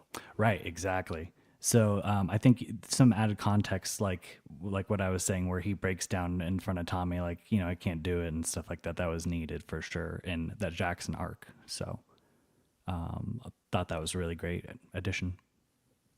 Well said. Austin, Tyler? Yeah, I feel the same. For some reason, it's the part of the show I kind of remember the least, but it has one of the best endings with the scene of them in the house talking. So, or it might be the middle point of the episode, but that end of the part of the game, that's always just one of the best scenes of their conversation. And like you said, the changing of it's really good. I think that's one of the best conversations in the game. It is that whole that you get it to is, really it is see. too, because That's the part in the game when, because Joel walks in the room and she's looking through that girl's diary, and she's like, "Is this what people really had to worry about? Like what to wear, like a boy to like, or whatever?" And that's like a really, I don't know, it's a really meaningful moment. She's only 14, but she's had to grow up fast. I think Jacob brings up a good point there about you don't get that in the cellar and all that, so they have to kind of come up with a different way to get you there. That those same kind of emotions and Joel breaking down to Tommy, like we mentioned earlier. I think they had to come up with something, and they did something pretty good. So, I think one of the really solid benefits of retelling this story so many years later after its initial release and even the sequel's release is being able to go back and add in elements that didn't exist yet, specifically like seeing Dina in the background. That was very cool. Yeah. It's a blink and you'll it's a cameo, but right. It's not like even she's not even played by the same actress. Yeah, but it's nice to be able to see that and go, okay, that is an element that people who don't know the importance of that character, when they go back to rewatch season 1, if they do before season 2, it'll be a little bit more of a seamless transition in between seasons. I love the actor that plays Tommy in this show. He's, like I said, he's very charming. He's immediately likable. Rewatching that first episode and just how much time we get in that prologue is so meaningful, I suppose, because they're just like eating breakfast, and it's such a earnest family dynamic. It reminded me a lot of like World War Z. I don't know if you guys ever watched that Brad Pitt movie. It's not a great movie. But that movie opens very similar to the opening of this show, where the family's eating breakfast, and family's eating breakfast in this one. But what this one did a lot better was they ran out of like pancake mix. Sarah accidentally put eggshells in the eggs. There was a lot of like human moments. And then when Tommy shows up, he's like, "Oh, where's the pancakes? I thought we were having pancakes." And they're like, "Well, we did too." There's some playful banter that really, I got to give that one to Germ. Germ spitting. Incredible. Tommy feels more real in this show than he did in the game is just the larger point that I'm trying to get to. And then when he gets to Jackson, like you said, Michael, that embrace, it just feels so earnest and earned, because these characters, we have this little moment of them with this little banter and earnest family moment that when we see them 20 years later, it's very rewarding to see them both come back together. Even though we've only seen them just together in that first episode. It was just the details. Like when he calls him, I'm in jail. Like, come on, it's my birthday, man. Like, he's like, please, you got to pick me up. Things are getting crazy. Like there's a desperation in his voice, and yeah. And then when they're the car or the truck and they're trying to get out of the city, the way that they're like stressfully arguing back and forth with one another feels like a family. Oh, go this way. Well, if we go north, we're fucked. If we go south, we're fucked. If we go east, where do we go? You know, I love the way that whole car scene is shot as well. Because it's like when you in the game when you play as Sarah. And dude, I was about to have a straight up panic attack watching it last night. I forgot how stressful. And Naughty Dog does really cool car stuff. Yeah, for sure. They do a great job with that opening episode. Just really putting you in it. We could go back and talk about that because we started with Bill and Frank. And Robert. So we didn't talk about the whole prologue. Yeah, we skipped right to the we skipped to the meat. Yeah. But I agree with everything you're saying. Seeing that, you texted our group chat today and you said something like, I don't know what I was worried about. And yeah, that's how I felt when I watched episode 1 for the first time.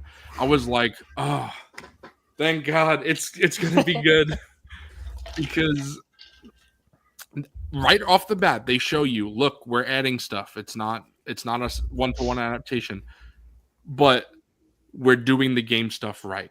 And you know, my mom, I remember she was devastated when Sarah died.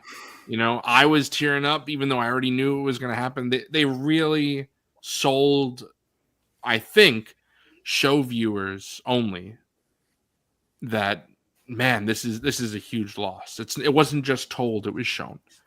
And I think that was necessary to add Sarah stuff because again, in the game you start playing as Sarah and there's some connection there that she's who you're playing as, which the show obviously can't give. So adding more scenes with Sarah was cool. And then again, when the second episode with that cold open, it calls back to the first because you see, oh, they ran out of the pancake mix and Joel didn't pick up the cake. He forgot. And so there was no grain, and that's how it was transferred. We see in the cold open of 2, and then you see in the first one as well that her neighbors or Joel's neighbors are making biscuits, and obviously we see what happens with them. So that's just really cool.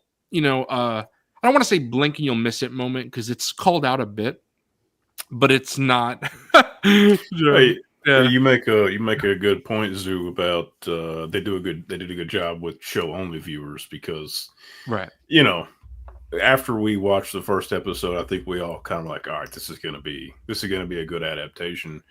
My buddy who's never played watched the when he watched the first episode. At the end of it, he was like, man, that was one of the most intense episodes of TV I've ever seen. Like, that's crazy, so emotional. And I was like, buckle in, man. You ain't even experienced anything yet. Do you guys did a great job? For sure. Do you guys think it was a good idea in combining the 2 episodes? Because if you don't know, season 1 was originally 10 episodes, and when Sarah died, when it said 20 years later, that was episode 2. It just started. The first episode ended with Sarah's death, and they decided to put both episodes. Nothing was cut, to my knowledge. It was just they put both episodes into one, and the reason they did that is they said you can't introduce Ellie in episode 2. She's got to be in episode 1. Yeah, right. And that's why it's a feature-length episode. Right. Very smart decision too. Yeah, I agree. And it also I like that it's a feature length. It feels like such a strong pilot episode. You got a lot of context with Joel. You meet Ellie, and it also sets up the plot. You know, okay, yes. Got to get this show. Right at the end of that episode, you know, Marlene, she's saying what you got to do. And another thing I want to bring up, love they brought back Merle Dandridge as Marlene. That was so cool. They're doing the same thing this season with Jeffrey Wright. Right. Yes. I was so happy when I saw him on the cold. That is one thing I cannot wait to see, because I think when I originally played the game, I don't even think I realized that Jeffrey Wright was Isaac, and then I found out maybe when I was even seeing the credits after I finished the game, and I was like, holy shit! But like, he's gonna be so good in the show. Like, man, he's gonna be so good. Kill it, bro. Yeah. For sure. It'll be nice to see him play a more morally. That's a scary character. Yeah, because in the game. In the game, he's a little bit, but he's right. Like in the game, he's only in 2 scenes, but it's very impactful scenes, and he's kind of like he's freaky, like very very unsettling scenes. And Jerm, I want to say real quick, I don't mean just the Sarah sequence. I mean everything that whole episode. So there, you know, from the beginning all the way up until the Sarah sequence, and then there's, you know, the second half of the episode. So we have, you know, the intro with the 1960s, all that kind of stuff. I got to be honest. When I watched it, I thought they were going to end it at the death. Which is clearly sense. Like the break point, you know. Right. Well, again, just like in the game and the show, it stops, and then it's like 20 years later. You don't see the aftermath of that, you know. So that would make sense for that choice, and like I said, that was the original plan, but. Overall, I would say that, you know, I don't think maybe we would have just because we're all such big fans of the game. But I feel like that was important, not just to hook audiences who have never seen the game or never played the game, because obviously, you need a strong pilot to hook an audience. But also for us fans of the game, it put us at ease that okay, there's love and care here. Real fans. Yeah, exactly. But I guess we could talk about the final arc now. So that would be obviously the hospital. So it kind of goes with the game as well as the show, because it's similar. But very interested to hear all of your guys' takes on the ending and how they did it in comparison to the game. But also we can go into just the ending itself of, is Joel right? Is he wrong? Why?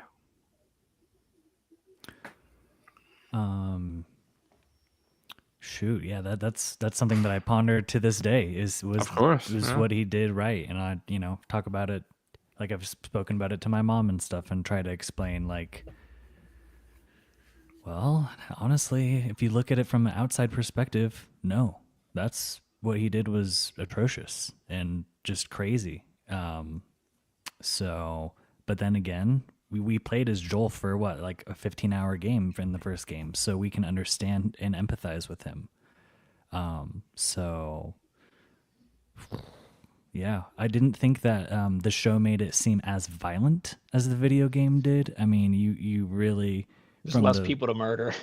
Yeah, but it's a very somber, you see Joel's taking them all out. Yeah, exactly. But it's still like there's no dialogue. I don't even really think you hear screams or whatever. You just hear like gunshots and music and just him going through cold, robotic. methodical. Yep, exactly. So I thought that was fun. Really good. And then I especially like when he kills the doctor, because it's just like he doesn't even really look. It's just he's so detached, he doesn't care. It's nothing to him. It's about rescuing Ellie. And Neil and Craig said on their podcast that when they asked parents, 100% of parents that they've asked said Joel did the right thing. And that's what I think is so interesting, because I think that hello, Galactic Artisan Customs. I think that Joel did what Joel did was horrific, but I think it's the right choice. Sometimes you got to do horrific things. And it all depends on what we're talking about. Like, right morally, are we talking about what's right for Joel, what's right for Ellie? Because at the end of the day, the Fireflies didn't give Ellie a choice either. Right. And I think we all know, as they explained in the show, they beat you over the head with that a bit, even in the game. We know what Ellie would have chosen. But still they don't give her the option. And I understand their perspective. But again, I don't really even think, like I was saying before, how it doesn't really even matter if it would have worked. I think that you just see how much that Joel doesn't care if it's right or wrong. He just cares about Ellie. And Jerm, it does go, I'm sure season 2 will expand on it more, but I think that even just going by season 1, Ellie, I do believe that she would have done it. If she was given the option, she would have said, okay. Because I think the show tries to make you, and the game, there's a scene from the game as well. They try to make you think that she has to do this when there's that whole scene of Ellie saying, after all we've been through, it can't be for nothing. That it has to mean something. But, obviously that could be left up to interpretation. But, what do you guys think? You know what she would have wanted just based on the final conversation where she has survivor's guilt. She's naming off all the people that have died. And she, like, in the very final scene of the game, and obviously she doesn't believe what the fuck Joel's saying, but she goes along with it. But it's... Yes, and that's a great... I'm glad you brought that up, and we could talk about that when we go into the final scene, but that's how I read that thing, too, that she knows. Doesn't believe him. She's just she knows he's full of shit. I mean... Yeah, right. And you see that more, obviously, later. Like, she knows. Like, and I think it's implied that you're supposed to think that she knows. She's not stupid. Yeah. What do you think, Austin, Tyler? Yeah. About the whole hospital sequence, I should say. Yeah. The whole thing. Yeah, all things great. You get that whole, like I said, one of my favorite parts of the whole game is seeing the giraffes and all that before they kind of get in there and all that. So I'm so glad they kept that in. me too. And it's a real giraffe, which is know. cool. It's cool. I love that. But yeah, I thought they did it really well. And I know, Jacob was mentioned it's not like, I guess, not as violent as what it is in the game, for obviously. But I still think, and no dialogue, but still just like getting the music and kind of just the gunshots as he's moving through, like you understand what's happening. And I still think that drives the point home really well. And I kind of like it that he's just cold and robotic kind of the whole way through there. I think it adds more to it for sure.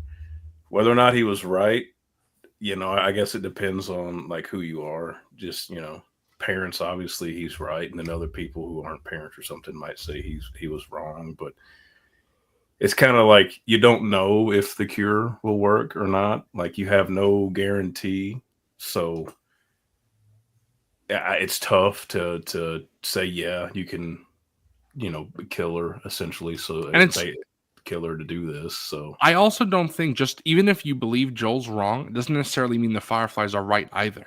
No, right. For me, obviously I'm glad that that's the decision he makes, is to, of course, save her and all that. But I can definitely, you don't feel good about it, I guess. As every character involved in the hospital, none of them give Ellie a choice. No, and that I think is the most fucked up thing. Is that everyone is making decisions about her. They're taking away her autonomy on what it's bodily autonomy, really, right?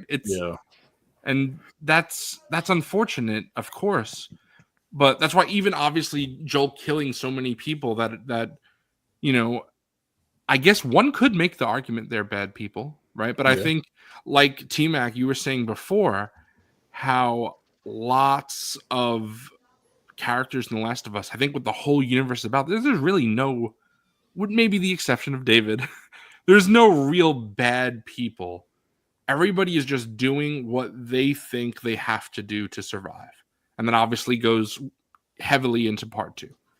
But that's something that I think there's a sequence or a line specifically in the game that always bugged me. And I don't think we got this line in the show. You guys can correct me if I'm wrong. But there's a line where Marlene tells Joel, "Don't waste this gift, Joel." And I hated that line so much. I was like, what an asshole.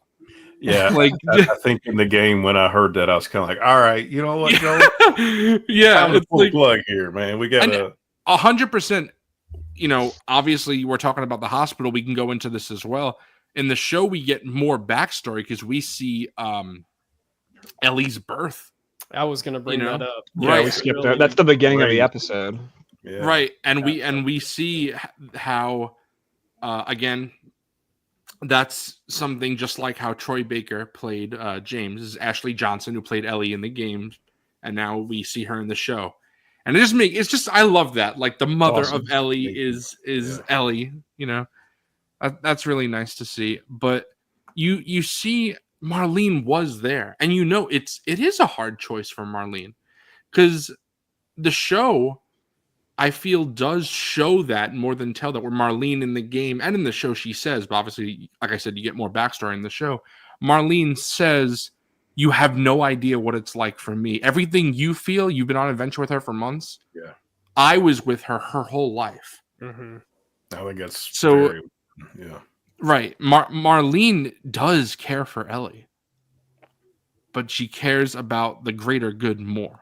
And Joel doesn't give a hell about he doesn't give a fuck about the greater good at all. It's also implied like how she's immune too. Like they kind of give an extra, I mean, they don't directly say it, but she's getting that she's giving birth or whatever. Right. And I think, okay, thank you for that.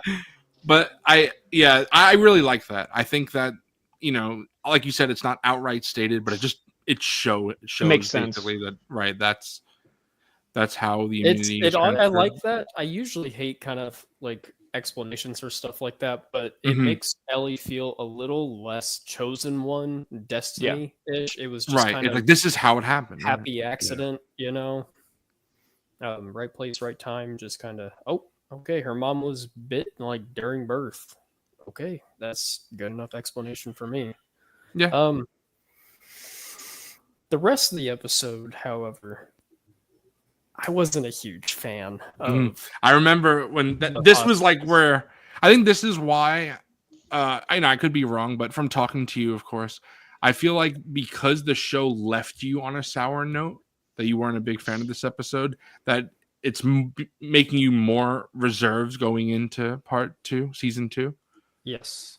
I may be goopy goblin gamer brain over here, but the hospital segment wasn't violent enough for me, especially knowing kind of the domino effect that that's going to have It's also quick. moving forward. Yes, it's the shortest episode. Yeah. And it's a montage too, which was an interesting choice. I don't remember, but maybe I'm a little sadistic, but at least one of the fireflies, like maybe like begging for like their life or something, maybe that would have really helped kind of hammer home that what Joel is doing here is not morally the right choice. It's the selfish choice. And then the kind of getting ahead of the conversation here. The 1-for-1 dialogue scenes from game to show. I wish I hadn't played the game for those moments because I can't help but directly compare them. Mm-hmm. And as you said this in a private chat to us earlier. The game is always going to be better in my eyes, and that's just an unfortunate reality. And that last dialogue scene between Joel and Ellie just did not hit me the same as it did in the game, as well as like the Jackson into the Jackson arc scene where she's kind of forcing him to like lash out and talk to her. The 1-for-1 scenes just didn't translate as well for me as they would have the game. They were still good. I don't disagree with you. Like I kind of like I know what you're saying. It's weird because the end of the game is so iconic. Like it's so just there's something about it, the way that it's framed, the way that the line delivery, it feels weird and almost impostery in a way that the rest of the show doesn't feel like. I know what you mean. It's hard to explain, but one of the I don't remember who I was watching who said this, so I wish I could give credit. Ashley Johnson was 31 when she played Ellie, and so she's fully matured adult, has a lot of life experience, and can actually bring that emotional weight to this child actor. And Bella is very, very talented, but she was also very young when they did the show, and I think there's an emotional I don't want to say immaturity because it sounds like I'm dogging on her, and I really am not, but there's a weight in her line delivery in those last few moments of the show that just didn't resonate with me in particularly as well as it did in the game. And I think that is just as simple as you had an adult playing this character and now you have a child playing this character, and that's just an unfortunate reality. And it just was just so quick. It felt like because we had the flashback episode right before it. That is the worst part to me, I think, is that the episode is too short. And they also skipped that whole sewer sequence. Yeah, and maybe if we didn't have the flashback, maybe we could have gotten more time in the hospital scene. But I mean, I do agree with you. It is too short, so it doesn't have the same weight like as the game. Like you understand what you're doing in the game and the ramifications, whereas like the show, like it's the same thing, sort of, but Right. not quite. And and every time I've replayed the game, I now, because you get the flamethrower like right before it, I save no. that thing. That's just malicious. I know. You know what's weird about that? I remember when part 2 came out, there was another thing, like when people were critiquing part 2, they were like referencing back to the first game, and they were like, you don't have to kill the doctor. It's like, yes, you do. You do have to. Like, that's, I don't know. All people started thinking you don't have to do that. You do have to do it.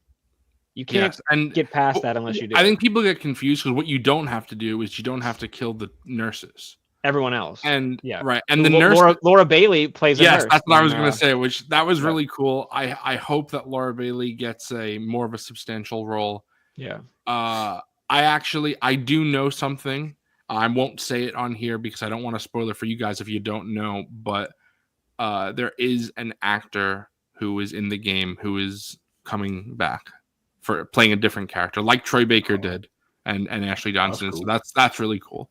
Yeah, that's but cool. I always like things like that because I feel like as a whole, The Last of Us HBO television show is given the respect or gives its respect to the game. And some adaptations don't do that, Obviously, I'm nowhere near as big a fan of Halo as I am Last of Us, but the Halo TV show is, I don't feel like they give the respect to the game. I didn't even bother. Yeah, so... This and Fallout, I think, set the standard. Right. So yes, absolutely. If it's not going to be like that, I don't want it, And, I'm a big Far Cry fan, and the Yui Bowl Far Cry movie, that ain't it either. So it's just a lot of gaming adaptations have always been, I don't know, what's the word? They're made by people that don't get it. Like, they're made by people that don't. You have to get the creators involved. You have to. The thing I will say about came out like last weekend, there was one that just came out that was clearly made by people who have never touched the game. What was it? Minecraft. Oh, right, of course. Yeah, and again, there were things there that people have talked about. Things that don't make sense. Justin has talked about specifically? How does Steve in the movie have an Ender Pearl? Or how does he have the Elytra and stuff like that? It doesn't make sense.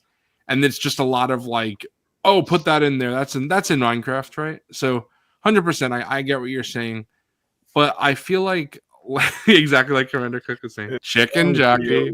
Game adaptations besides this and Fallout I like is Mortal Kombat, including like the ones from the 90s. The ones from the 90s are not good. They're ass. That's like the 90s. And the new one is a lot better. I liked the newest Mario movie. I thought it was cute. Yeah, I like that one as well. I'm not a big Mario guy, so it's like for me that just does nothing for me. That's fair. Yeah. I mean, every other video game thing besides that stuff has always been bad. Even like I said, Uncharted, I like it for what it is. But it's not Uncharted. One action movie, yes, but it's not really. Yeah. Mark Wahlberg is not Sully. He's just not at all. So strange. What a strange choice. Yes. Nathan Drake, Tom Holland, like it's not a great casting choice, but it's better than Mark Wahlberg. That ended up being better than I thought it would be. Like, he was better in it than I kind of could have imagined. Yeah. And I've been very critical of Tom Holland. I love Tom Holland as Spider-Man. He's my favorite Spider-Man. Me too. But other than Spider-Man, I just haven't liked anything he's done, and I've watched quite a few movies with him. I don't want to dog on him because, like I said, I love him so much as Spider-Man. He's going to be in the new Christopher Nolan movie, so. Yeah, maybe that'll change my mind about it. Maybe it won't be the worst part, bro. I hope not. But the Sonic movies, again, that's obviously hitting a very different thing. They're jokey and they're not really imitating the games, just inspired by the games. But video game fans seem to be like happy with them. Sure. And I think Sonic fans tend to kind of like everything Sonic that comes out. So I do kind of notice that trend a lot. And maybe that's why I like the Mortal Kombat movies, because it's like they're not telling the story of Mortal Kombat. Those movies are fun though. They're crazy. Like they're a different kind of good. Like exactly. Yeah. Right. But I like I said, Last of Us definitely gives the respect to the game. But 100%. like Galactic Artisan is saying here, and like you said, T-Mac, I will say one slight criticism I have of that line of thought is Ubisoft was heavily involved with the Assassin's Creed movie, and I hate that movie with a passion. That movie, to me, is so bad. There's a scene in the movie where Michael Fassbender says, "What the fuck is going on?" I'm like, I don't know, bro. You tell me.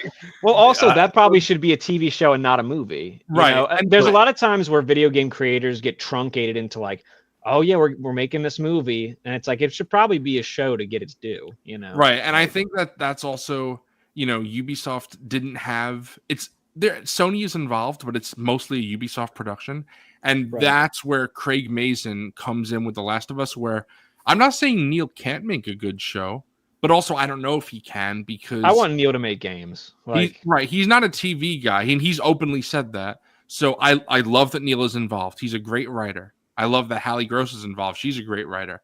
But Craig Mazin is a television showrunner. And that's really cool. And I think he did a fantastic job with Chernobyl. I know some of us have seen that. But I think something that Austin was touching on, which may be Craig Mazin's biggest weakness, is he has talked about very openly he hates drawing things out. He wants only as much as it absolutely needs to be, so he trims things down, which is nice. It means there's no filler, but also if you don't 100% agree with that, then you can start saying, oh well, it's not filler, now it just feels rushed. And it can get to that point, yeah. Right.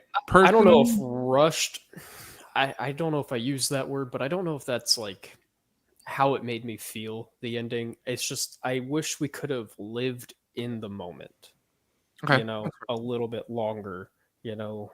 It was a montage. There wasn't an actual, like, maybe a moment in the stairwell or something where Joel would you ever himself and like would you have rather it if it was more of a typical, you know, scene to scene without music instead of just the montage music?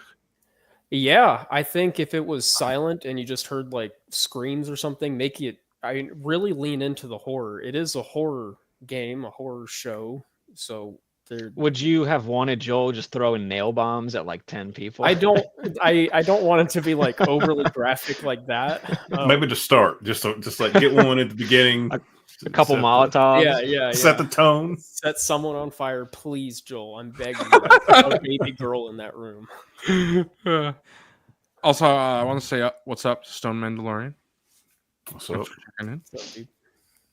I want to say before we move on to like in relation to this video game adaptations, it's like it's crazy to me. I don't know if y'all are fans of Death Stranding, but it's so interesting to me that that's a game with like probably 10 hours of cutscenes that they're trying to make into a movie, and I can't even comprehend how they're going to do that. And also, it's a game with real people casting it, so it's like, do you just cast the same? If they don't get if they don't get them, will it be any good?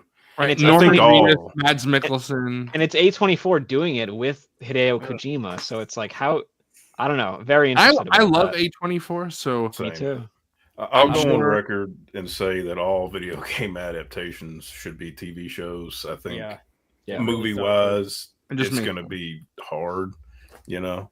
So something like a Mario works for what that movie something like was. that.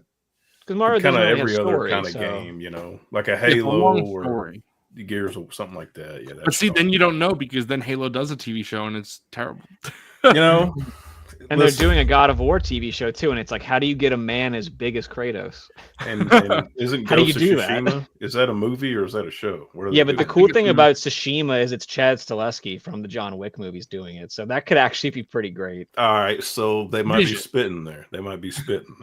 Yeah, I am always reserved with every single video game adaptation that comes out, even this one. You have even after seeing the first game, as excited as I was, Austin and I have talked about this a lot, but I'm just so protective of this story. Yep. I want it to be done justice. And the funny part is, I won't really know until probably sometime next year, because this may be shocking to some people who know the story, but I prefer the second half of the game. Same. First half is great, but I, It's what without going really- into details, I like the second half more. Make or break point is going to be season 3 for me. Right. Yeah. So we will see. But yeah, so we've talked about the hospital. To go to the final scene, I remember when I watched the show in the beginning, like before it was even, it was like this time when the show was coming out, like leading up to the first episode. I remember talking to my parents and I said, because my dad, my mom, they know I'm a huge fan of the game, so they were like, "What do you want the most out of the show?" And what I said was, "I want the final line of the show to be okay," because that means so much to me. I remember playing that game, and I have never done this. I don't do this. I don't binge games like that for a long period of time. I played. I think I must have got home from school, or maybe it was the weekend. I don't know what it was, but 2013. I think that was the year I graduated high school. If I'm pretty sure, I don't know. Whatever it was, I remember I took Last of Us 1, put it in my PlayStation 3 disc tray. I started the game, and I did not stop until it was done. That was 13 straight hours. I didn't eat. I didn't go to the bathroom. I remember I didn't eat dinner that night. My parents called me for dinner. I'm like, nope, sorry. Zoo did I'm the thing, busy. bro.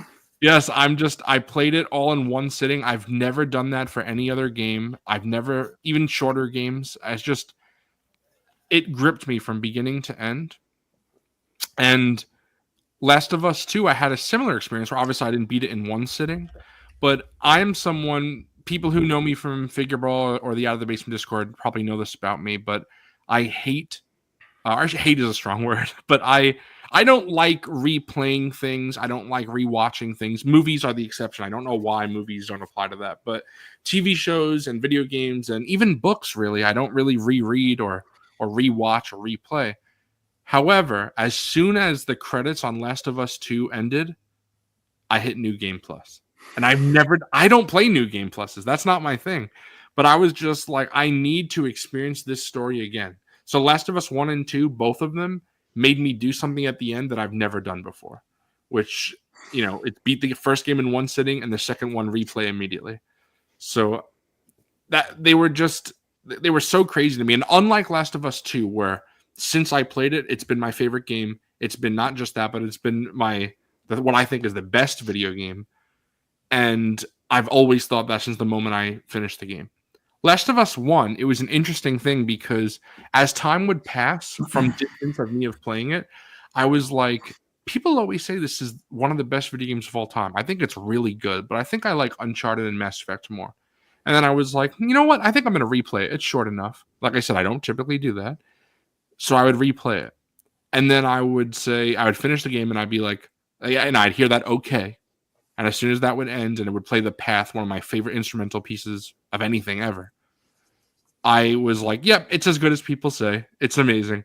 And then distance would pass and I would think the same thing until I think there was like a loop of 2 or 3 times of doing that over, the decade from 2013 to 2020, those 7 years, where I played it. I think it was the 3rd time I played it. And I was like, I'm going to stop saying this is not as good as people say because every time I play it, I think it's incredible. So then I was like, yeah, it is. And so I stopped, thinking that it was Uncharted was better because I love Uncharted. Glad you just watched it. Nice. Awesome, bro. It's a really solid it's so easy, like when you really love something, to think you're being hyperbolic, but sometimes it's just you really love it that much. Like I feel that way about a lot of things, I like Last of Us is definitely one of those things for me. And like my whole life I've been a big Kingdom Hearts fan, which is something that people love to didn't know that. I love people love to make fun of on the internet, but to me it's like my favorite thing in the world, and it's like you almost go crazy sometimes with how much you like certain stuff. But Oh yeah. The Shadow KOTOR. fucking Severance. Dude, I just watched that finally. I finished it like 3 days ago. Yeah. Both seasons or the first one? Both seasons. Oh, it was so good. That's one I feel like. Congrats. Oh man, have you all seen Severance but me? I gotta get on that. And I was late. I just finished watching it, so I feel insufferable talking about it because it is just that good. Yeah. I love it. Like I said, I I talked about this a bit with Austin. I don't think I talked about it with anyone else, but especially now, we've done this for 2 hours and 20 minutes. We'll probably wrap up in a bit. But I'm a yapper. I love to talk. So this is a lot of fun doing this with you guys. But I could see myself talking about, other shows as well. Last of Us ends. If you all have seen Severance, maybe when I actually get around to watching that, we could talk about that, because I'll talk about that all day. Yeah, I just love me to stop talking about it. Yeah. I just love talking about things I like with other people who love those things. So it's a lot of fun though. Add some positivity, Yeah. Toxic positivity. I'm toxic. I gotta give it to Zooboy. I hadn't played a game on every single difficulty since the first Call of Duty Modern Warfare and since the Halo games. So, and I speed ran through it too. I mean, I've done all this in like the last 6 months. Played it like 3 times. Yeah, Dante's spitting. So just the fact that the game makes me do that, like you said, something that you haven't done in a long time or like ever before, I think speaks volumes. Now, the one thing I haven't done is gone back and play The Last of Us 2 like over and over and like rinse and repeat. I know a few people that say it's just too long for one, but also that it's just so heavy, taxing. It is. So I understand. I get it. I remember with part 2, like the game came out, Thursday night, midnight, I started it. And I played it the whole weekend. And on Sunday night, it was like pretty late, but I could tell, like, I feel like I'm kind of nearing the end. And then I was like, holy shit, there's a whole extra part of the game. And then, and y'all know what I'm talking about. And then, but I was like, I'm pushing through it. And I ended up staying up till like 4:30 a.m. and beat it. And I work from home, so I have the luxury to be able to do something like that. But I still had to get up at like 8 a.m. But I was like, no, I'm locking in. I'm finishing this. Like, yeah. When it came out, it was like peak lockdown era. Right. I wasn't working, so I was just I wake up, play Last of Us Part 2, go to sleep, wake up, play Last of Us Part 2. Yeah, rinse and repeat. Yeah, I don't know what I would have done. I don't know what I would have done if it wasn't, like you said, peak lockdown, because I remember when Uncharted 4 came out a few years before that, and I was in college at the time. I remember I got up one morning, like right when it came out, and I played before I had class. And then I stopped, I had to go to class. And I just remember not giving a shit about class that day. I was just like, I can't. I'm sorry. I gotta go home and play. I still take off work for big video game releases. I do it all the time. Like when Final Fantasy VII Rebirth came out last year, I took off like 3 days because I was like, I just want to lock in and play this and not think about anything. Like, if it wasn't, that too, there you go. If it wasn't peak lockdown, I feel like I don't know what I would have done if I was in school or had a job at that time in 2020. I would have called out sick or something like you could have. I can tell you, for me, like I was going to work and all that, and like I said, I didn't play this when it came out, so that game was Red Dead 2 for me. Oh, that's right. Yeah, I'd go to work and I'd be there for 8 to 12 hours, and I'd be like, I just want to go back, get on my horse. Like I don't care about any of this, And in lockdown, like all there was to do was play games because no movies were coming out. Yeah, exactly. So it was like Final Fantasy VII Remake, Animal Crossing, Last of Us, Ghost of Tsushima. Animal Crossing was that for me. It was a banger year. Like, all awesome shit. It was great because. Go ahead. I was going to say for The Last of Us 2, it's the part 2. It's the only game that has ever emotionally just like made me get up at different parts throughout the game and like not just like stop playing because like I'm tired of playing, but like I need to take a break from the emotional impact of this story. And there's several situations like that, I think, throughout the second game. So I'm like, I've never done that for a game before, and I don't anticipate ever doing that again, probably, unless but it's something that it doesn't happen till the end of the game, relatively. So obviously not going to bring it up anytime this season.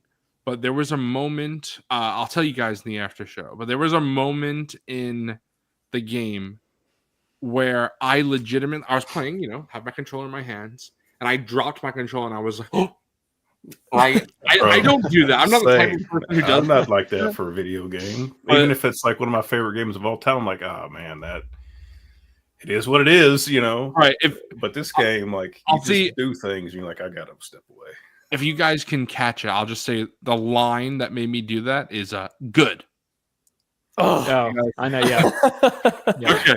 That I was like, oh my god, like I couldn't. Yeah, same. Yeah. So yeah, just incredible stuff. But real quick, this kind of just popped into my head a little bit ago. I really wanted to shout out like the title sequence for the show. I really love how they did that. I can't pronounce his name, but I'm so glad that they brought the composer back from the game. Gustavo. Yep. Thank you. It's one of those intros. I don't skip it because it's just so beautiful to look at. We didn't even talk about the music, just so iconic. The game, the show, like incredible. Are we getting any of the music? Like, are we going to get any of the big music parts? Oh, okay. So here's something we'll find out probably. I think we'll find out pretty quickly. On Sunday. I think we'll find out in the first episode. In the show, what the show did is they had the apocalypse, whatever, I forget what it's called in Last of Us, the day. It's something day, I don't know. Outbreak Day, there you go. Outbreak Day happened in 2013 in the game. In the show, it happens in 2003. So by moving it back 10 years, Pearl Jam's Future Days does not exist in the Last of Us TV show universe. However, I don't care at all. I don't care. In the Last of Us universe, Pearl Jam wrote it 10 years prior. It doesn't matter to me. That song after the outbreak. Right. Yeah, there we go. That song is so important to the game. We already know Take On Me is a very important sequence in the game. That is confirmed. That will be in the show. Is it confirmed? Oh, nice. Yeah. But Future Days, that they're not saying anything about it, at least not that I've seen. Maybe I missed something, but please. Future Days is so important. I do have something to say about that, because in part 2, there's a portion of the game, like without spoiling, where you kind of go through a record store, and you see the Pearl Jam poster. But if you look at, because that album came out in 2013, but it technically would have come out after Outbreak Day. Yeah, and I think the poster even says like out soon or whatever. And I think in an interview, Druckmann said yeah, Joel saw Pearl Jam perform that at a concert and watched it online. So you can just stretch it. Just whatever we got to do. This was the thing. Neil talked about this because Neil is a huge Pearl Jam fan. Eddie Vedder came to the studio.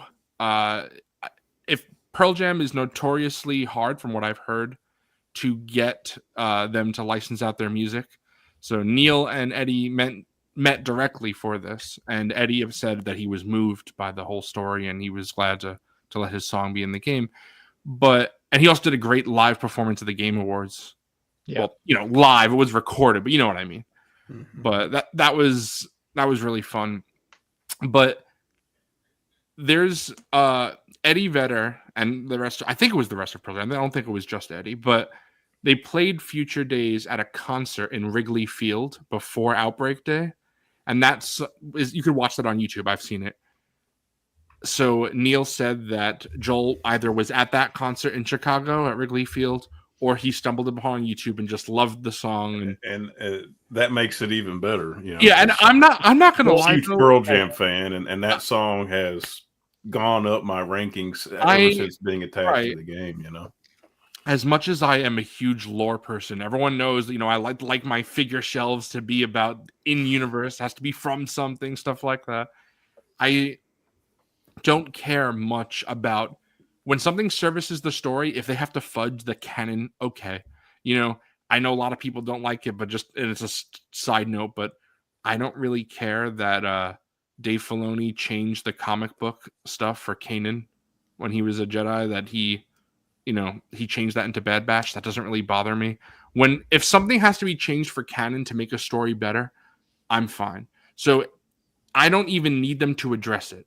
If they want to say Future Days is just out in this universe, I don't care. Like, bro, they could say that song came out in 1970. You know what's crazy too? This just reminded me. I actually saw Pearl Jam on that tour because they came to New Orleans, and wow. I'm gonna see them in a few weeks because they're coming to Jazz Fest in New Orleans. So they are I'm one of gonna my go white whales. I haven't seen them yet. I'd love to. I love Pearl Jam as well.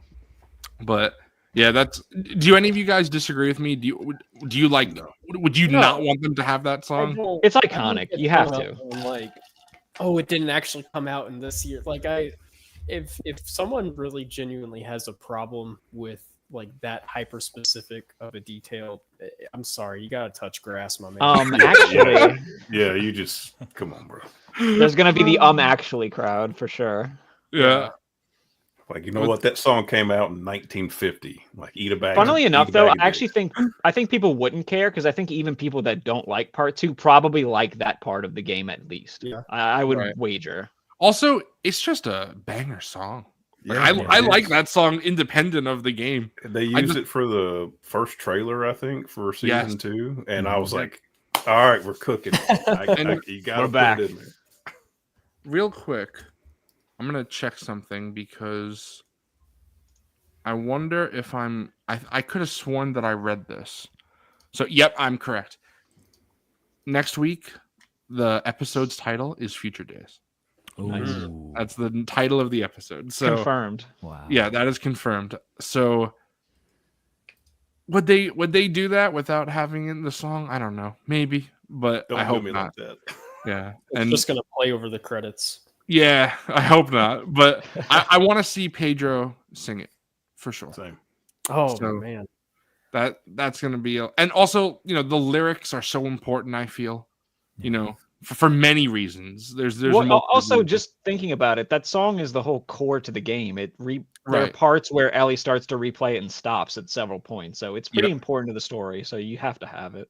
And I remember there were points in the podcast, I think it was, or maybe there was a documentary or like commentary. I've watched so many things of Neil talking about the game, but there was a point where Neil said that he thought he would have to plead with Eddie Vedder and say, "This I can't pick another song. This song is so important to the game." He said he didn't have a backup. And then luckily Eddie Vedder was, like I said, he was emotional. Eddie's a big softie, bro. Yeah. I love Eddie Vedder. But except the fact that he's a Cubs fan. Fucking hate the Cubs. I know. That's the worst part about Pearl Jam. Fucking Cubs. Right. But I just talking about the music as well. The credits, the path is one of my favorite video game endings and in film anything. It's one of my favorite endings of all time. So the fact that they replicated that part, I kind of agree with what Austin's saying, where some parts of that conversation weren't, as good as the game. Specifically, I think there's a part where Joel says, "You keep finding something to fight for." That line is slightly different in the show, and I forget exactly how it is in the show, but it actually changes the meaning of what the different. Do you guys know what I'm talking about? Yeah. The cadence of the way that he says it. Right. And I understand what they're, the change, it kind of makes sense in that little moment, but the game is superior in that way. And again, it's fine. I don't need the show to be better than the game. I just want it to be good. And I want people like my parents who have not played the game to experience this story that means so much to me. I think that's a important point that you made a long time ago, or that you made to us in a private chat, and then I think Tangy brought it up. But the games will always be superior. Like, it's just no matter what, the games will always be better. So it is what it is. Right. And I'm just glad people get to experience, like you've said all along, the story of this game specifically is so good that it needs to be out there for people to Exactly. And it doesn't hurt that the show is good.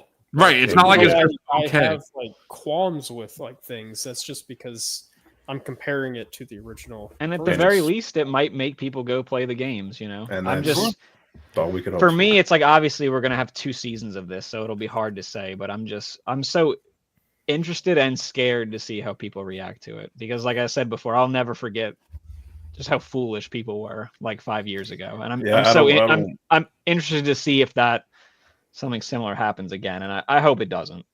I don't want to go on the to defensive again for it, you know.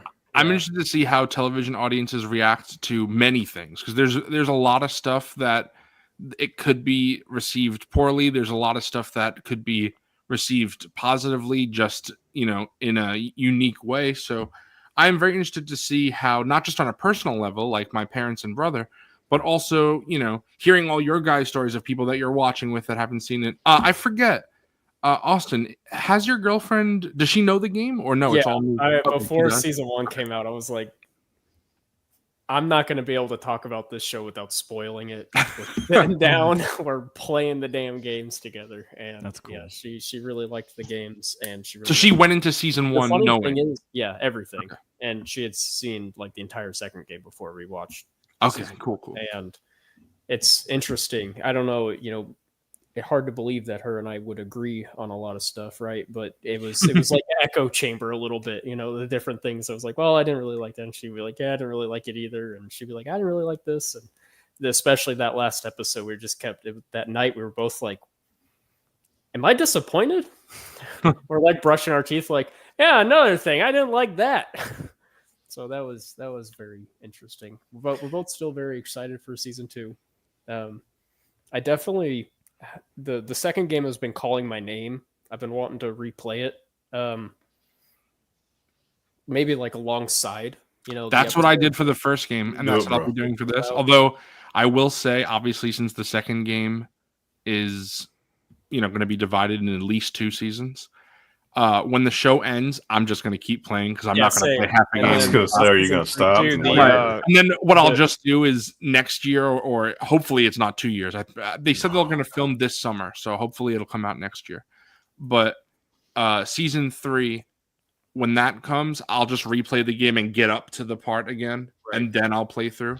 Because I'm not going to lie, as again, I said I don't replay games, and yet Last of Us and Uncharted are the exception because I played the game when the PS5 remaster came out. I replayed it. That was in January. The remaster is beautiful. Yeah. Oh, it's so like, I know people kind of dunk on Naughty Dog for it, but like I have the PS5 Pro, and it's just like it sings on there. It's so I'm sure. Did anybody pre-order my regular PS5?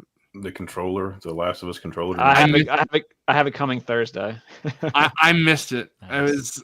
It sucks. Me and T Mac were actually talking about this in DMs, and you might still be able to get it. Just what I would do is just turn on notifications from Wario64 on Twitter. You'll probably just watch it for like 4 days, and at some point it'll probably pop in stock. Okay, I'll definitely do that. Thanks for letting me know. It's like that one and the classic PS1 gray controller. Like, I have that too. I have dude, hold up. I want to replace the 2 that I have that are perfectly fine with those 2. See, I don't have an extra PS5 controller. I only have one, so it was like I don't like only having one controller because then if that dies, then I'm screwed. I got the Spider-Man one. That yep, that's the one I have. That's the only one I have. I have the God of War one. So I have too many of these. Too many. My last game-specific controller, which this will, I guess, date me a little bit, but was the Titanfall Xbox 360 controller when you could buy the special Titanfall edition and get that. I used that controller until I got rid of that fucking Xbox. Other than the Spider-Man, because I have the Spider-Man PS5. That's when I got my PS5. So other than that one, I've never had a game specific controller because I don't really care about that kind of stuff. No, never had a Halo. I had the Halo one. ODST one, yeah. For Last of Us, I was just like, I also have the Halo controller. I don't know if you guys have the 20th anniversary. Oh, that's awesome. That's awesome. I don't know if you guys have ever seen the Last of Us ducks on Big Bad Toy Store, the little ducks that they have. Yeah. I am so tempted all the time, and I'm like, Michael, you don't need this. What Who the hell? has I'm like, it's Last of Us though. Like, who has the Ellie and Joel figures? Like the NECA. I got 'em. Or the, yeah, Oh, I got the the NECA. NECA, and I have the what the The hell? Spin is it? Master. Oh, Spin Master, there you go. that thing is Yeah. sick. I wish Yeah. they'd Yeah. do Abby. I want Oh, Abby. please. So They won't. I don't have either, but There I'm is no. I'm I would torn. I would Like, I don't- recommend them.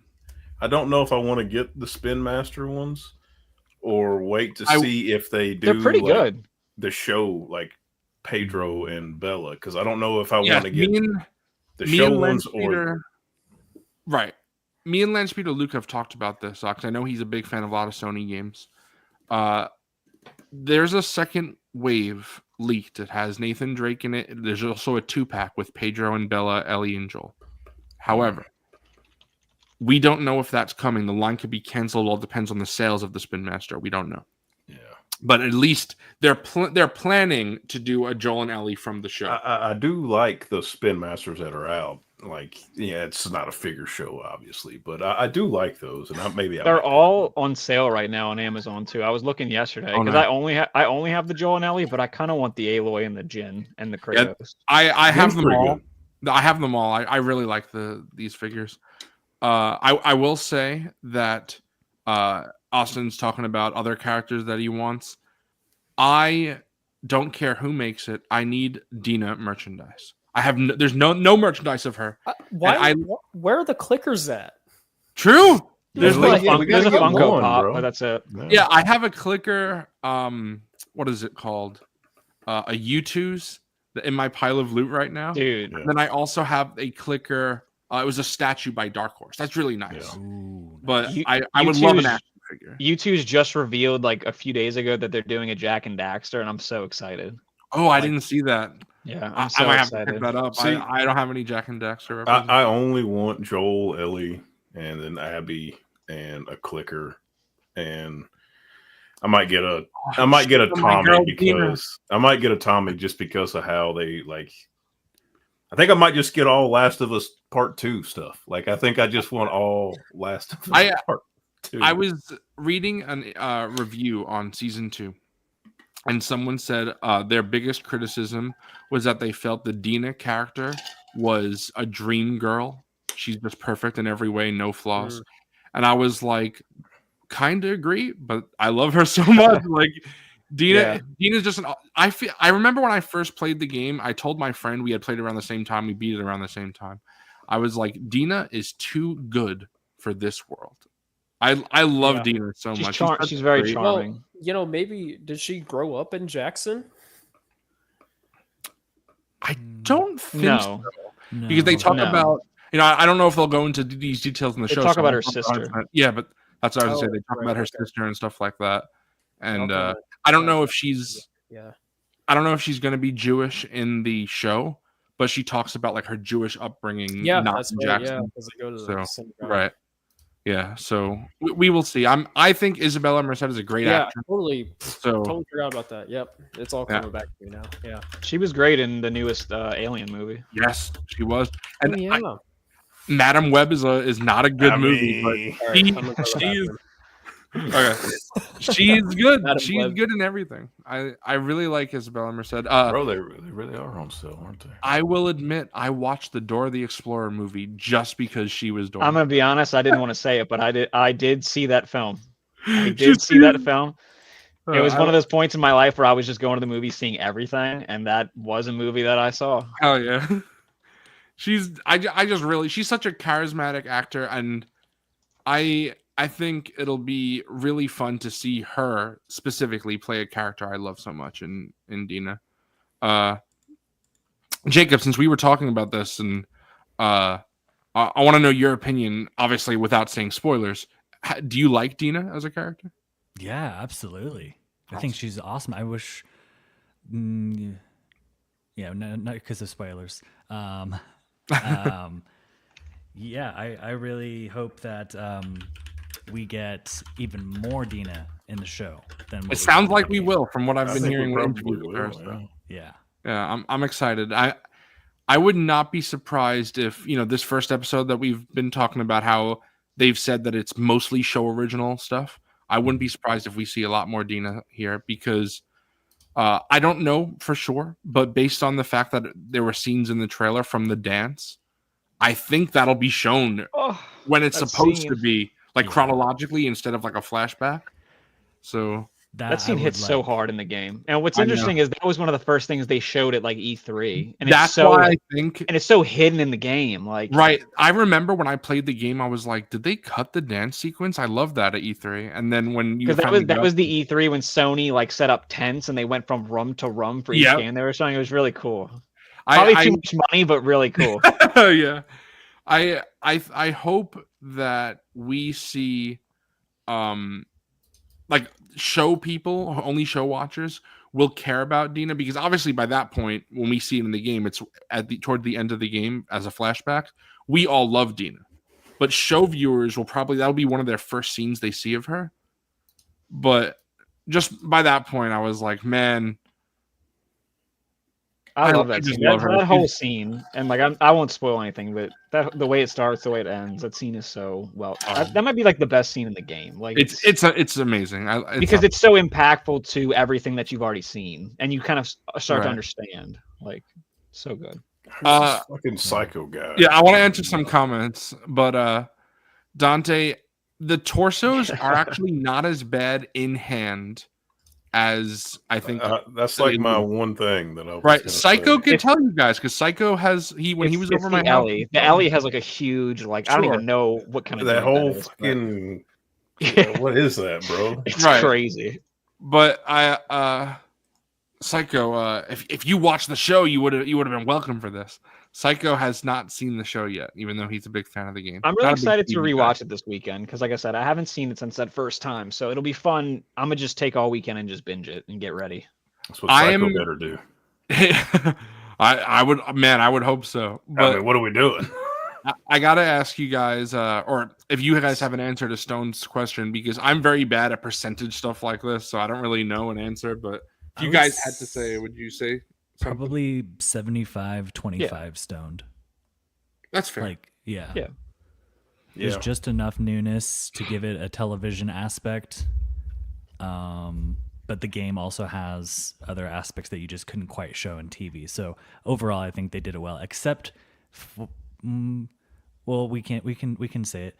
I wish they would have showed the dance sequence like in the earlier parts of the game. Just would have made more sense. Yeah, and then that'll be interesting. Like I said, how that'll be, shown in the show. Yeah, and I think, like we've said, the whole 2 hours or whatever, most of the changes they made from the game are like good changes. There aren't many that are. It's bad. remixed. The core of everything is still there, but it's remixed. Mm-hmm. It's got a twist. It's a great way to say it. I guess last part of the stream, I guess we'll wrap it up when it hits 3 hours. We got 13 minutes left, but this might be hard to say because we don't want to get into spoilers. But without getting into spoilers, do any of you guys have any predictions or wants of what you want to see? It might be hard to do, like I said, without saying spoilers. It's so hard. We might have to save that for a future. Maybe greater focus on the Seraphites and WLF. Probably. Sure. I could agree with that. Yeah. Yeah. I think that's the strength of the medium of television, that we can cut away from Joel and Ellie and all the main characters to, like, if you have Jeffrey Wright, Jeffrey Wright, you're gonna use them. You better. Yeah. I think one of the things that I was hoping for this season was more clicker infected. So, and that kind of sounds like we're going to get that. So, I guess that's like what you were saying too, Austin, right? Yeah. Some more there's a specific one that we probably won't see in this part. Oh yes, I'm very specific. Oh, better see. I want to see better that not shit. cut that. They better not see cut that, and I want it to be so practical. I'm with you. Please. I want it to look so good because it's in the game. It's like the first time you experience it, it's like holy shit! Like, it's crazy. When I played the game, I had to have all my lights off. I know, phone is in the other room. It's just me in the game, and that's segment. had to turn the brightness on my TV a little bit higher. I was like freaking out. That segment in the game is almost like out of pocket. It's like, yeah, I can't believe they did. And It's like it's just and it's fun. Like yeah. It's the lead up too, because it's not even just the first time you see it. It's scary in there. Right. It's the whole, I guess the hospital sequence. That whole thing is just insane. Ground Zero is Obviously- what it's called in the game. Right. Yeah. We're not talking any spoilers, but and I think this will I think this will happen just because it's just the nature of how it is. But there are some specific scenes and not like the scene itself, but like where they take place and things of that nature that I'm hoping they really bring like the full, I guess, effect of those in some of those places, some of the places that they haven't gone to, specifically in like Seattle and stuff like that. I really hope those stand out like they do in the game. And then there are some flashbacks that I don't know how many we're going to get. We might get a lot more flashbacks, but there are. I had fun with them. So There's one I can't wait for. Yeah. I'm kind of hoping we get some of those. Reviews have said that one of the episodes is a full flashback episode, like season 1. So I'm going to assume that what they did is combine all the flashbacks into one. Oh, That's what I think that they probably. I kind of like that idea. That could kind of be good if we get all of them kind of cohesive. Right. And again, I could see people like Jerm was saying earlier, maybe that could break the flow of the season for some people, depending on when they put it. We'll find out. But are we getting 9 episodes or 10? It's only we're getting 7. 7. Yeah. Only 7. Yo. Yeah, I'm a little worried. I found that out today, and I was kind of like, "Yo, that's a little crazy." Yeah, I found that out literally. Two Like parts? an hour and a half long? Yeah, 2 No. parts. each one is only an hour, roughly. I was But- kind of hoping they'd It's go kinda that Game of disappointing. Thrones. Like Yeah. If we get the less, they kind of give us some more time. But If you think about it, it's kind of 6 episodes because remember the first episode is almost show only yeah, material. that's true. The first So it's kind of episode 6 is- episodes to get through the first half of the game, but it does seem hard. Maybe next But- season will be 10. Yes, That'd be that's what I'm nice. thinking. I'm thinking That'd be that nice. they will. That I think actually Craig has actually confirmed that. Austin, I think Craig has said that That- season 3 will be longer. Structurally, Than that makes sense in my brain. right. Yeah. And Psycho, it's been hard. It is hard. It has is been very hard. I'm not gonna lie. The But- only thing that I've seen like negatively in the spoiler-free reviews I've seen are just like some people have said it kind of felt a little rushed, you know, and I don't know. I mean, we won't know till we see it, and some people said like it's only half the story, so Which it is. It is. It's only understandable. half the story, so you kind of can feel a little disjointed and stuff, and I understand that. I've talked to It all is you what it guys is. about where we think it's going to end, and I think we all have the same general, assumption. And if it ends there, I mean, that just makes sense. It's natural. It's Right. a natural. So we will see. But do you guys have anything else that you want to talk about? I hope the rope physics are as impressive in the show as they are in the game. Dude, those rope physics are crazy. I think about that every time. Like, dude, some poor coder at Naughty Dog was doing that for probably like 6 months. Just like probably wanted to kill Use it themselves. twice. Yeah. Crazy. It's not. People will talk about a criticism that I might have even said this earlier in their stream, but someone said that Last of Us is a game trying to be a movie. I don't even necessarily think that's entirely true because the narrative is fantastic, but I really do love the gameplay. Yeah. Like, Oh, Oh, yeah. yeah. I don't know if any of you guys have played No Return, Yep. but that's obviously all gameplay. That's no story, and I still have a blast playing that. Are there any weapons or like any like mechanics that from this game that you kind of want to see in this season as best they can? It's hard to like do video game mechanics or something. Yeah, but they got to do the prone. That was the good. That was a good thing. That was No, anytime someone gets hurt, there's a scene of just wrapping their arm. right. pull out the backpack. I'm journal. happy to do that. Once. Yeah, exactly. She always does this thing with her neck too Yes, throughout the that's game. true. something I'm gonna be very careful of what I say here, but a character in the game has a very important fear of something. I Yep. think you guys know what I'm talking about. I hope that is in the show because I think that character that develops and it's relevant to the story in one specific instance as well, which is really important. And I love that whole sequence. So It would be cool if we see hope that- Shamblers too. I know we were talking Sure. about some other creatures Oh. earlier without spoiling, but Shamblers are a cool new addition to right. 2. And not just Shamblers. This was in the trailer and confirmed by Craig and Neil. We're finally seeing Stalkers, Oh, which okay, is cool. cool. Yeah. Because I hate Stalkers. Dude, Yeah, they're scary. That one segment, Yep. Oh my god. It's funny in grounded mode. I was like, I kept dying over and over again. I'm like, nope, I'm just running through. Fuck all these stalkers. Like, I can't. personally am hoping for the Last of Us Eagle Vision. I'm hoping that makes it into the show where you can see. You listen to people breathe. What was that? Yeah, listen. I do think that there obviously, unlike Last of Us 1, it's very focused on Joel and Ellie. Last of Us 2 is, but also there's a more ensemble cast. Yep.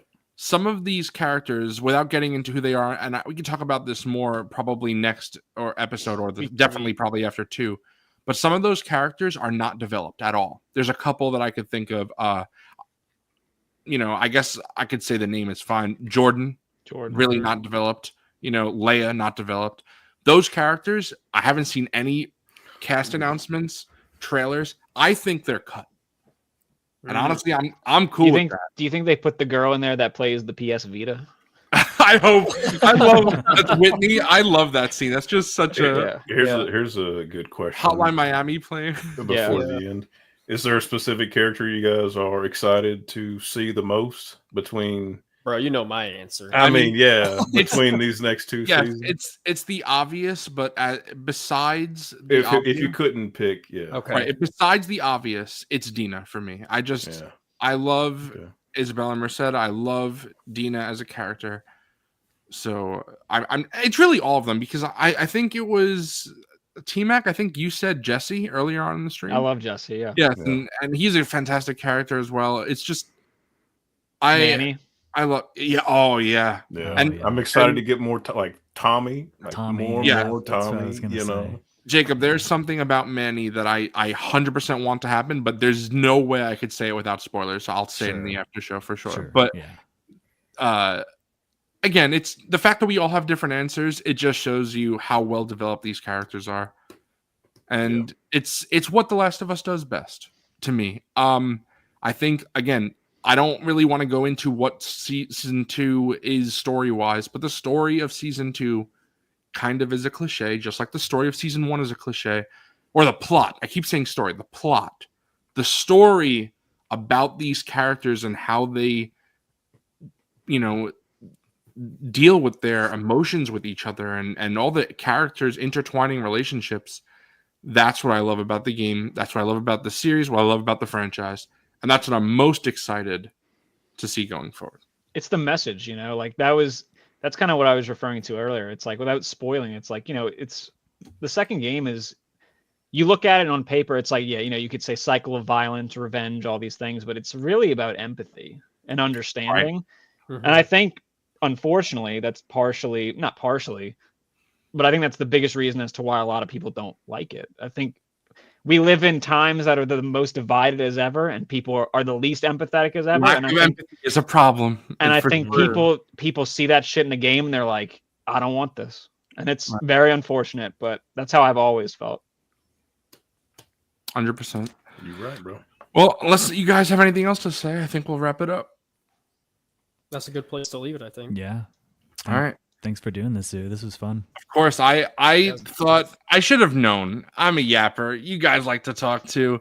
I should have realized it would go 3 hours. I was thinking maybe an hour to 2 max, but I didn't want to say anything just in case we went over, and we went over by at least an hour more than I thought we would. But it's fun. I'm glad that we did this. I'm glad we can talk about it. And something that me and Austin were talking about earlier is that when we first played this, we thought that we were on an island, that No one else likes this but us. So to see there is a community out there of people who really do care about this story is just really nice to see. It's weird to see heartwarming about such a dark universe. Right. But it is. But it It's is. heartwarming. Yeah. It is. It is. It's very heartwarming. I mean, we all kind of met just through. It's a community of people that collect action figures. Yeah. It's the same thing. It's like in your personal lives, you might not know a ton of people that collect, but then you find these small communities of people that do like the same shit that you like, and it's awesome. Right. Well, that'll wrap it up, everyone. So thank you for watching. We had 10 people consistently going in and out. So for my first stream, a channel that has 50 subscribers, especially about a very niche topic, I think that's really cool. So thanks everyone who commented and checked this out. If there were 0 people watching, I still would be happy to do this because I love talking with all you guys. So I'm glad all of you could make it today. I know it was last minute for some of you, so that was really nice. But yeah, I will definitely be doing this weekly, and then probably one more week after, just to wrap everything up. So yeah, Psycho. I wrote it in out of the basement Discord. You should have seen it. Next time, Bro, you can't be on it if you don't watch it. Yeah, that's true. But yep. All right. Have a good night, everyone. See you guys next week. Have a good night, everybody. Peace. Endure and survive.